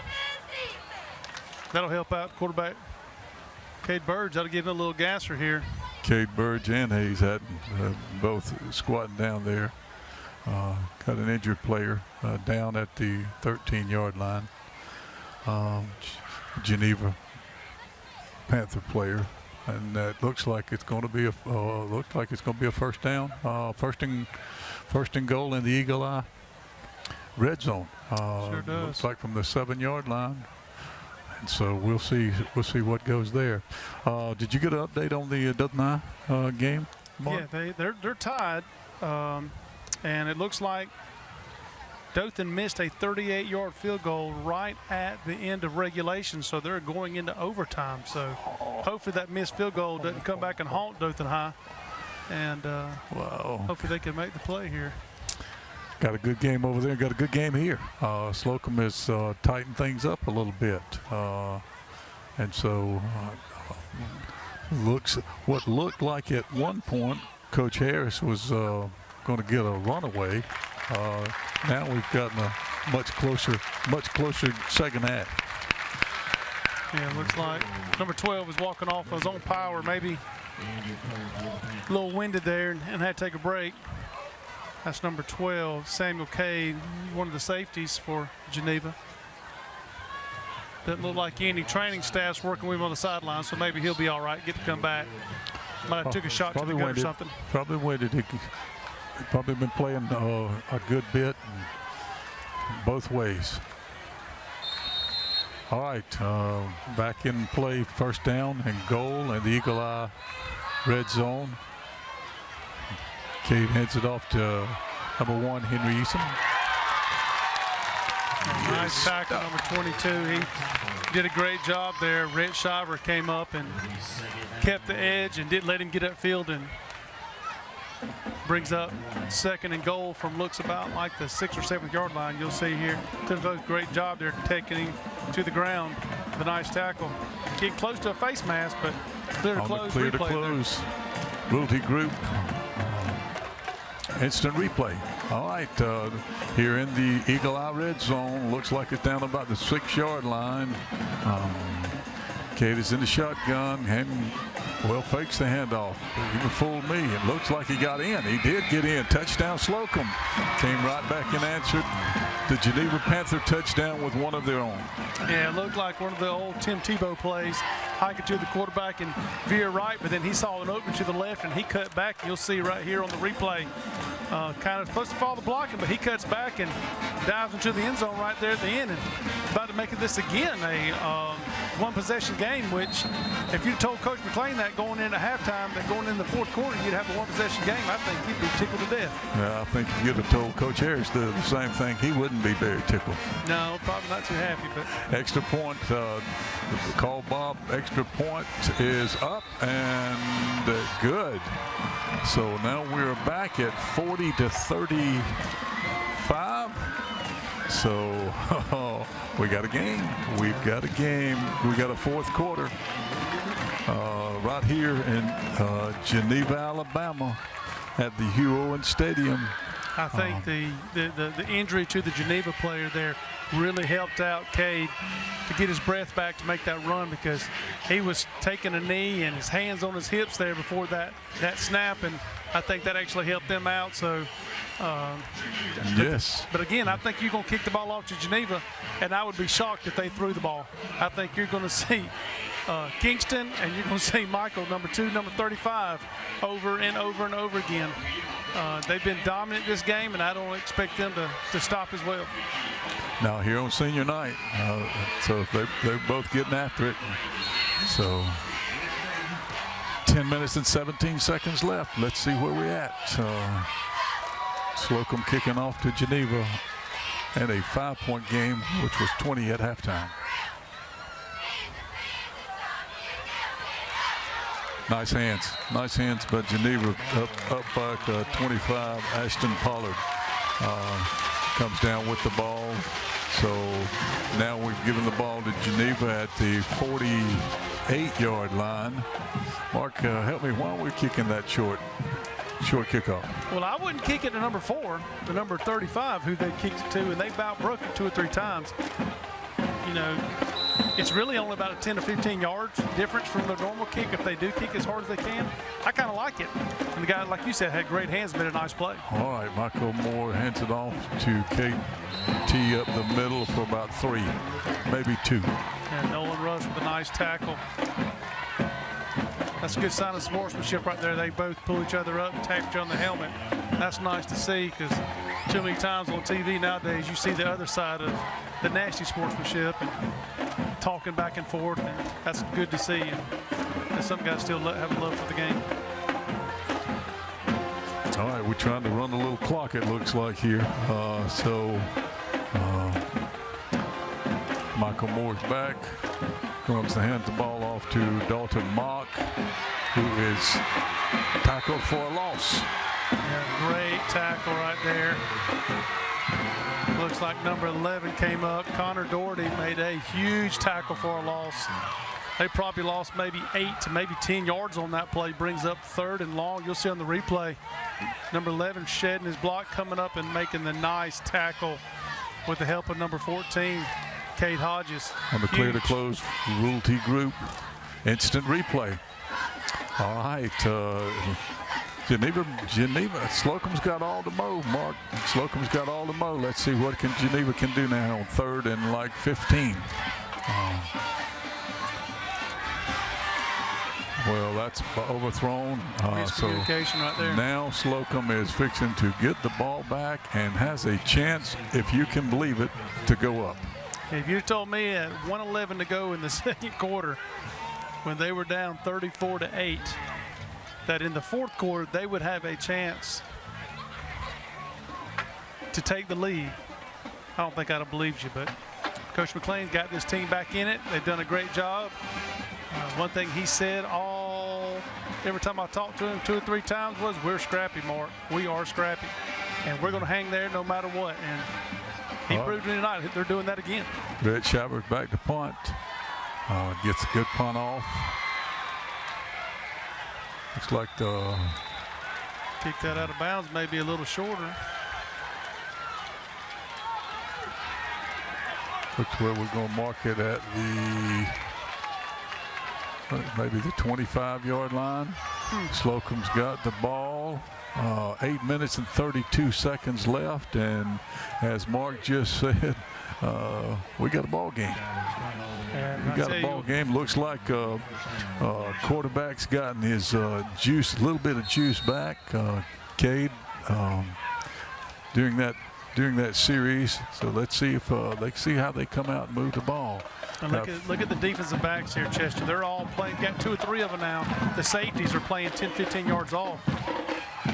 Yes, and that's what Cade saw. He thought if he could bust that first line, he could get some yards. And the Geneva defense closed that hole up pretty quick. Yeah, Ashton Pollard there made a nice stop. He's the one who had nice hands on the onside kick. You'll see right here. Shed his come up, make the nice tackle on him with the help of a 56. On the clear to close Willie Group instant replay. Now we've got 8 minutes left. It's 40-35. Slocomb's got the ball 2nd down and 8 at their own 26, 27-yard line. Again, he fakes the ball, hand off up the middle, takes it up, and maybe gets one. I'm not quite sure on that call. That play has not been there all night. Anytime they load the box up and run that wing T right there, Geneva rolls their safeties down in the box, and they've stuffed them just about every time, 9 times out of 10. They've done better when they've spread the field a little bit and make those defensive backs get off the line of scrimmage, and they make plays. Now it's 3rd and about 8, and Slocomb's got a big 3rd down here. Need to pick up a 1st down, keep the momentum going. Cade's back. Now he is running, got outside. Going to be a little bit short, maybe about two yards short of the 1st down. And he is gassed. Coach is helping him up on the sidelines. And you think they're going for it? Clear to close, Wilty Group replay, instant replay. He tries to get outside. I think if I'm Coach McLean, I might be thinking about taking a timeout here to give my quarterback a breather. I don't know though. You need to save those to the end of the game. They are punting. Okay. Is that Cade's the punter, and he is bending down, getting ready. Well, Geneva doesn't think they're going to punt it because they don't have anybody back. Well, you got a nice roll for Cade. All right, now we're going to get to see if Geneva can move the ball this possession. The Geneva crowd is getting a little fired up and wants them to get down there and score a touchdown. Big rivalry between Class 4A Region 2 foes. And doesn't hurt that they're just about, 10 miles down the road from me. Well, Slocomb to Geneva, I guess maybe 20 miles apart.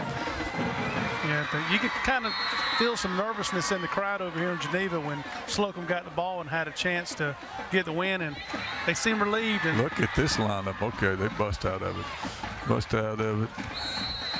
And now we have got a timeout on the field. Geneva called a timeout to get the right play in. I think Coach Harris feels like this is a big possession for them, especially if they can get up and go up 2 scores. Oh, yeah. With just 6:13 left. Absolutely, and I think you're going to see, all night long, you're going to have them rest of the games. You're going to have Michael Moore, and you're also going to have Kingston Tolbert there. That's going to be most likely going to be holding the ball every time. The last 6 minutes, I would expect, which, I noticed back around halftime that the play clock didn't work. But some of these plays have lasted more than 40 seconds, I think, and nobody's calling delay a game. I don't know what the deal with that is. A lot of times, if you ever come to a game and the play clock doesn't work, the back referee on the defensive side, he will hold his hand up in the air, and then he'll drop it when it's getting close to being where you have a delay game, and he hasn't done that one time here in the second half. And there have been a couple times that for some reason seems like there's been 45 seconds to almost a minute between plays. Yes, I've noticed that, especially when Slocomb had the ball the last couple of times when the quarterback was bending over and it looked like they running folks in and off the field. So we'll see. But and you can help me with this now, Mark.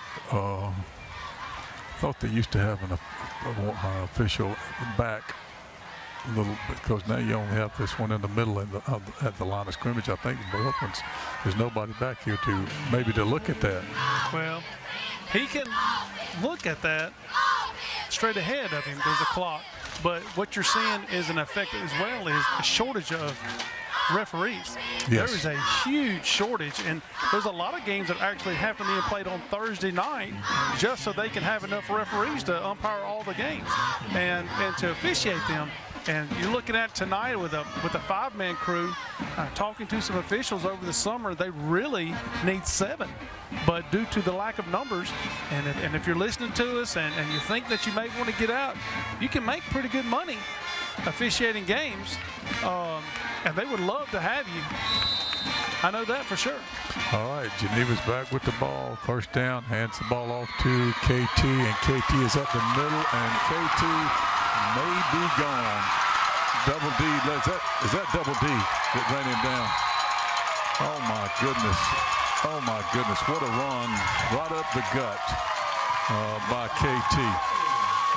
And ran down by number 3, Double D.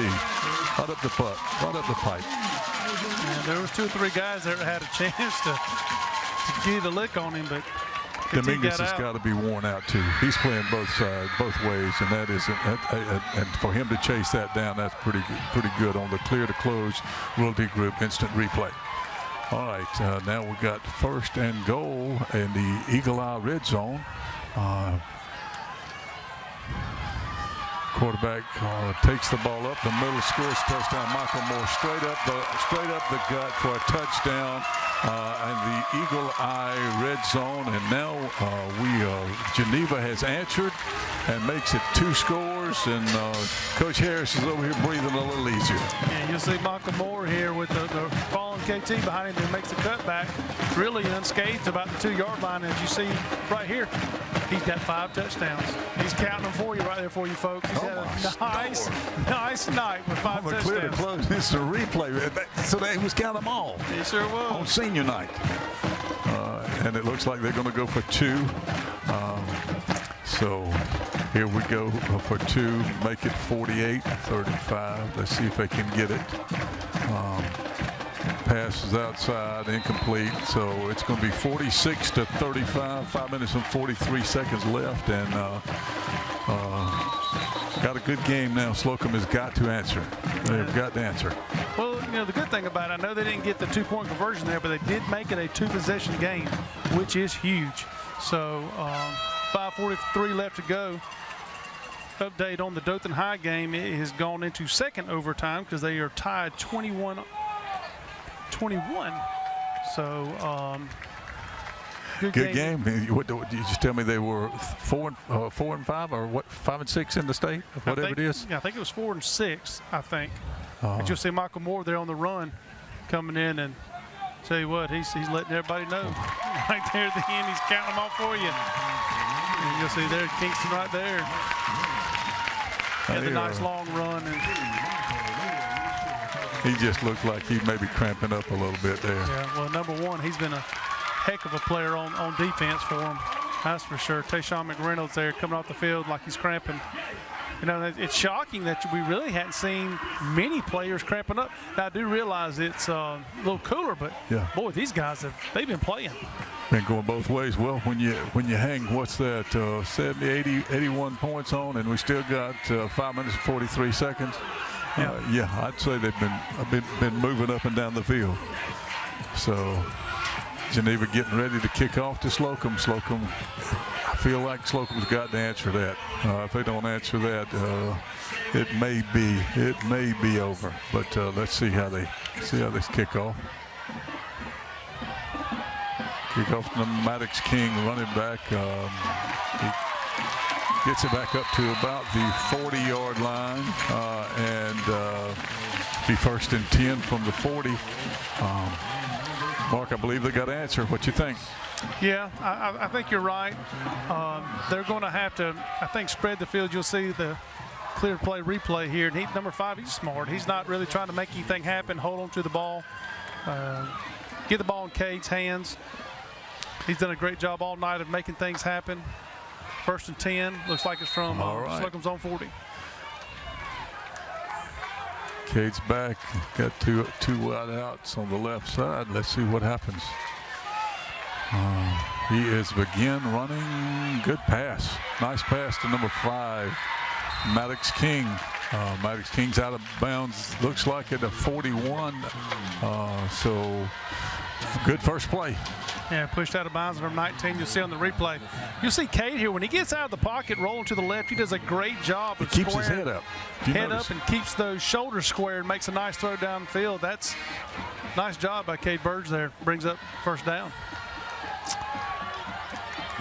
Oh, Cade's got his hands on his waist. He's got a man wide open 14 down the middle. He didn't want to get hit that time. Good job too. Good job, Cade, getting out of bounds. Yeah, that was very smart. He had, like you said, a guy number 13 wide open run down the middle of the field, but he was trying to catch out to the side over here to pick up number 5, and he was covered, so he just kind of tucked it and got about 4 or 5 out of it, which not too bad. And you'll see the clear to close replay. He decides here that, he's got hit enough tonight. I think I'll go outside. I don't blame him for that. Yes, he has. All right. Got to come through here, Cade. Got to come through here. Drops back. Oh, nice throw. Drop. Yeah, that was a nice thrown ball. Hayes had to turn a little bit to catch that one, and been a good catch if he could have made it. Now we got 3rd and about 6. Slocomb Red Tops got to get a first down here to stay in this game. The clock's down. That's not their friend anymore. It's 5 minutes and 10 seconds left. So let's see what Slocomb calls up from this here 3rd down and 6. I do like it when they hike it to Cade. He is very under control and very calm back there, reading the defense. He seems to always go out to the left. He's wide open. Nice play. Double D. Cade is just that's like the Johnny Manziel. What number was Johnny Manziel? Number 2. That's a Johnny Manziel play. Goes left, turns around, comes back, finds the man wide open, hits it. Dooley Domingos for a first down, and they're moving. They're driving it again, almost into the Eagle Eye red zone, but we like about 3 yards to get there. If it's been like most of the night, we'll go right through it.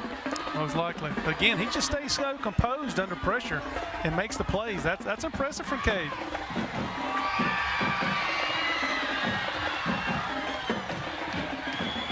Oh, what a catch. Did he make that catch? Intercepted. No, the man is calling a touchdown over on the other side, Mark. Oh, he sure did. The official on the other side called a touchdown. I thought he made an excellent catch, but it maybe 30 Oh, I would came love over to the see top. the clear to play I replay think we're going here. to see it. We're going to see it. Clear to close. He didn't. He took it out of him. Well, guess what we don't have? No instant replay, but let me tell you something. Clear to close Realty Group instant replay just shows us that play is perfect. I would love for the booth to show that again, because that right there.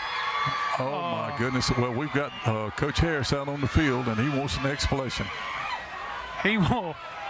If he didn't get a 15-yard penalty here, I'll be impressed, because I know if I was a coach, I probably would. Well, because you'll see the clear to close replay here at the very end. You'll see him kind of bobble it, and number 30 before he goes right down. There. He takes it out of him right before he goes down. Now, he kind of bobbles it, so I don't know if he even had control of it for the interception. They're not going to change that play now. But they're not. I mean, but you'll see number 30 there. He has control of it. No, he loses loses it at the very end, but you can't see that because of the goalpost there. But whenever he bobbles it, he hits the ground because he didn't go down and didn't give himself up. So I don't know. What a play. What a play.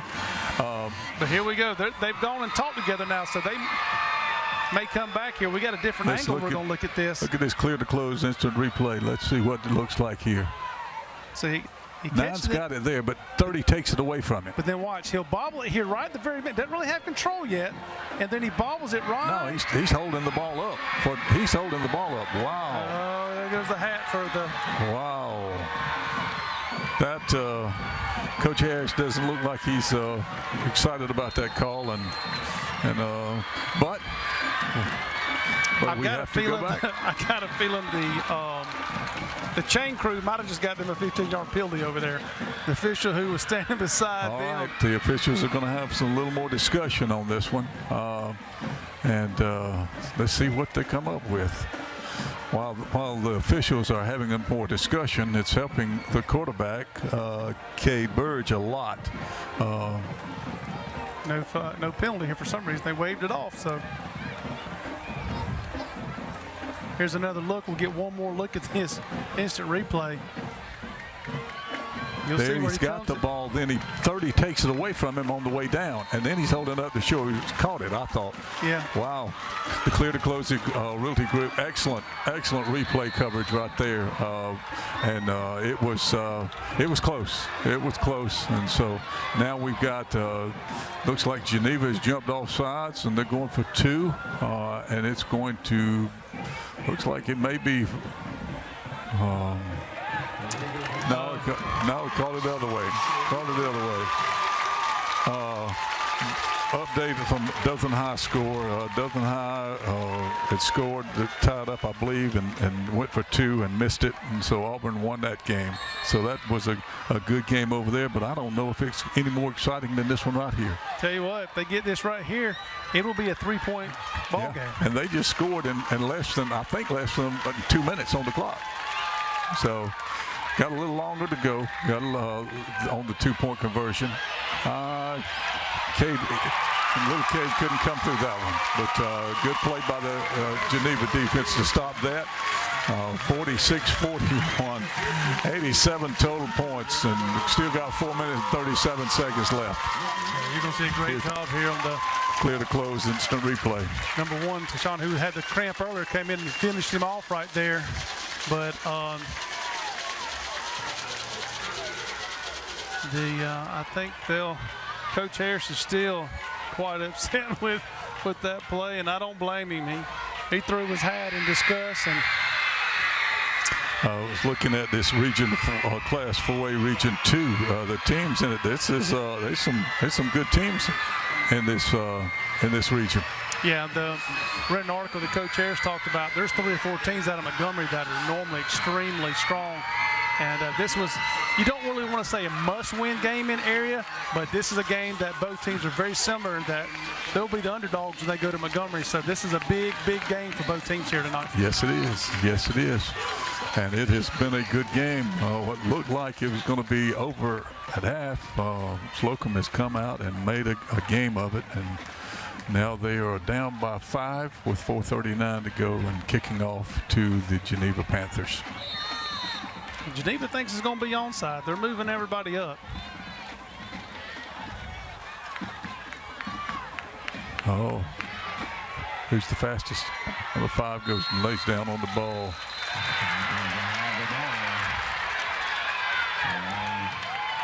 We got an injury here. One's down into about the 38-yard line. Looks like number 53. Connor Sessions for Slocomb. Looks like he's grabbing his left knee there. And we got an injury timeout here. We'll come back in the commercial. It's 46-41. 4:37 left to go here in Geneva.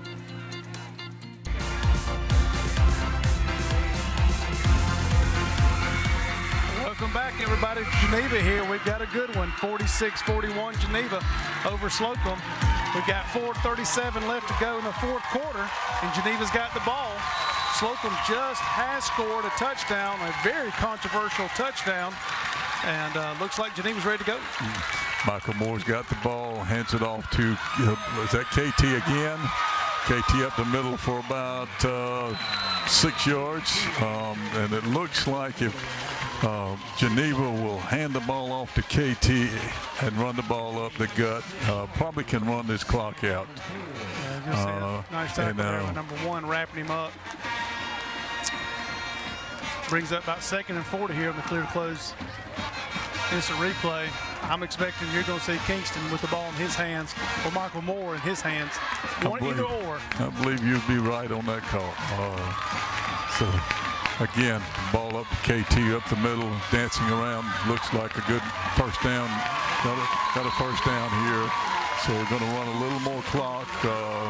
3:52 left. And that's what I would call if I was on this sideline over here. Coach Harris telling them, give the ball off to him. As long as he holds on to it, I don't think they stop it.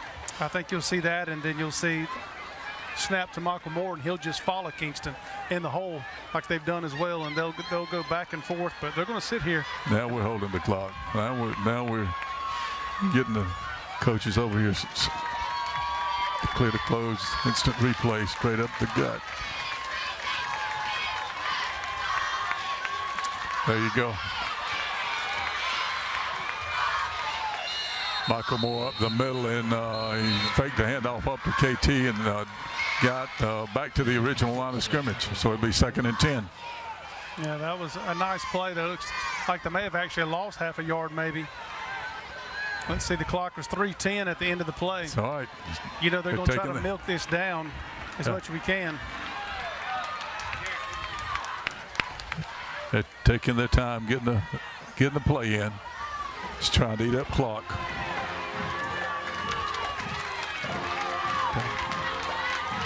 All right, Geneva's up to the line of scrimmage. And Slocomb calls timeout. Well, after the clock ran off about 30 seconds? About 30 seconds, Then they would call timeout. Wow. Anyway, 2 minutes, 42 seconds left, 46-41. Geneva's got the ball. They got the lead and got 2nd down and 10. One more first down may ice it. Yeah, I think you're right. But if you notice, they've kind of gone into the wing T offense here, stacking everybody, all 11 players within like 8 to 10 yards, and Slocomb's, they're loading all the box up too. It's just going to be a battle of the lines and who can stop who here, I think, in the next 2 downs. Now, you know, the question's going to come, Chester, here. If it comes 4th and short, do you punt the ball?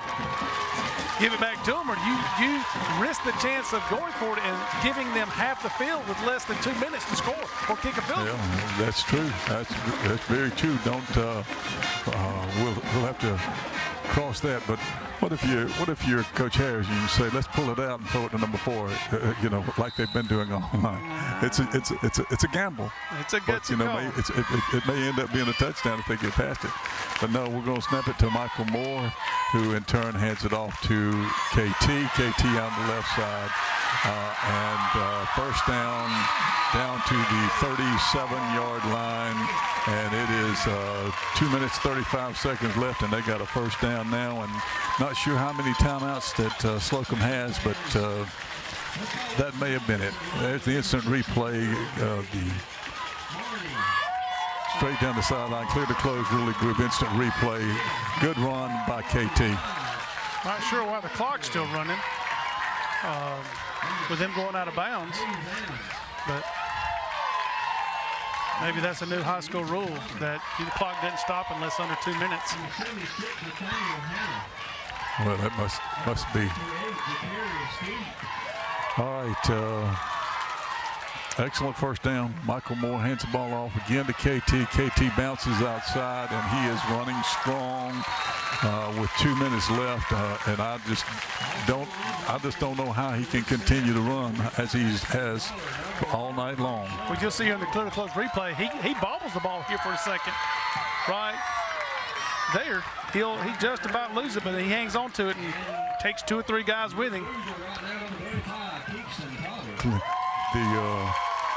coach is telling him to go down when he gets hit like that. Don't let him get that ball up. Minute 30 seconds, clock still rolling. Looks like the Geneva Panthers, if they can just hold on to the football, gonna get their first win for Coach Harris for this football season. Hand off to KT up the gut, and he looks like he's right around the first down.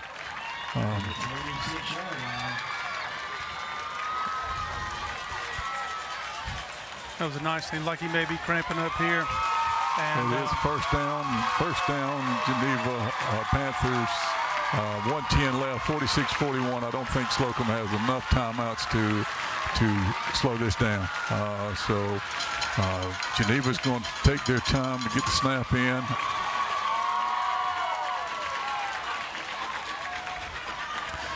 All right, Michael Moore is down under the center, just picks it up, snaps it, takes a knee. The Geneva Panthers are going to be victorious tonight, 46-41. Looks like they're going to have to snap the ball maybe one more time. Slocomb came back and made a well of a game of this. They sure did. You know, the way it's going to end, this will be the 4th year in a row that it's been 7 points or less. That one possession game, and both teams battled hard. I think, you know, Geneva just got so far ahead of Slocomb there at the very beginning. It was really hard for them to catch back up with them, but they did all they could. And congrats to them for fighting back, but Geneva holding on to the end there with a big area win. And first win for Coach Harris here at Geneva was a good one. It was an area matchup against a rivalry. And Kingston had a great job tonight doing that. So, you know, I think looking back at this, Chester, they just got too far ahead. Geneva did, but you got to give Slocomb credit for battling back and making a game of this. With 3 minutes to go in the game, there was possibly a chance of them coming back and winning. Yes, it was, and the good. I love watching this good sportsmanship. They are out shaking hands after having gone for 48 minutes toe to toe, and what a second half! What a second half by the Slocomb Red Tops, and Geneva just got too big a lead and held on. And there's a bunch of girls out there that's going home tonight and just going to lay down in bed and wonder how in the world they're going to get up in the morning after this. I know if I was them, I wouldn't be able to wake up and walk much tomorrow, that's for sure. There ain't no doubt. But I imagine there'll be a lot of ice baths tonight to calm down, and maybe they'll just sit around tomorrow and watch some college football and rest and relax, but now both teams should be, you know, I know Slocomb may not be happy with the loss, but they should be proud of what they did, because that was a great effort by them tonight, and they fought back. They could easily quit when they were down there right before halftime. They could have quit, but they came back, scored a touchdown, and really outplayed them the second half, it looked like. Yeah, they did a good job. I think Coach McClain will be proud of his boys. And again, Coach Harris, his first win as a Panther. I know that first one they say is always the hardest. It looks like the players are going to get the Gatorade bucket here, and they finna dump him a good one. They are going to get the coach. Oh, he just perfect. That was nice. That was nice. Good job, boys. Oh, that was good. Look at it. Big grin, a big win. That's good to see. That's good to see. What we got here, the guys, that, you know, if it wasn't for our sponsors, we wouldn't be able to bring the game to you. And we really big appreciate you guys who are doing this, because y'all do a phenomenal job by supporting us. And our sponsors tonight are Bob Woodall Air Care. Call Bob. He also does our point after PATs. Eagle Eye Outfitters. Go get your needs for outdoor camping and clothing. Clear to Close Real Estate Group. Did a good job tonight with Jim Whaley Tires. If you get your car and tires looked at, be happy to. Jack's help you out with the food. Hyundai of Dothan. Go by and check them out. Got good vehicles there. Southeast Health for your health needs. Also have Brian Carpet Holloway 1. Triple E Designs. Also have Tri-State Parking Lot Maintenance. Our Drum in the Sky tonight was provided by Ridgecrest Baptist Church. Tyree Entertainment also helped putting this on together, along with WTVY 4 News. But, you know, we do all the talking, but guys, if it wasn't for the folks who help us out, this wouldn't even be there. But tonight we've got producer Jared Tyree, director Steve Pierce, Our technical director, Brian Lee. Our graphics tonight by Mr. Bradley Roper. Audio, Alan Pierce. Replay, Broxton Gannon. Our drone operator, Matt Woodward. Our camera operators tonight out there doing a phenomenal job, Neil Simmons, Daryl Pierce, Hasty Wiggins, and Bryant Pierce. Our truck technicians is Justin Pierce. I'm Mark Kenny alongside Chester Powell. We'll see y'all in Dothan next week as Dothan takes on Prattville. See you next week, guys, and have a great weekend. Enjoy it, Mark. Thank you. Enjoy it too, Chad.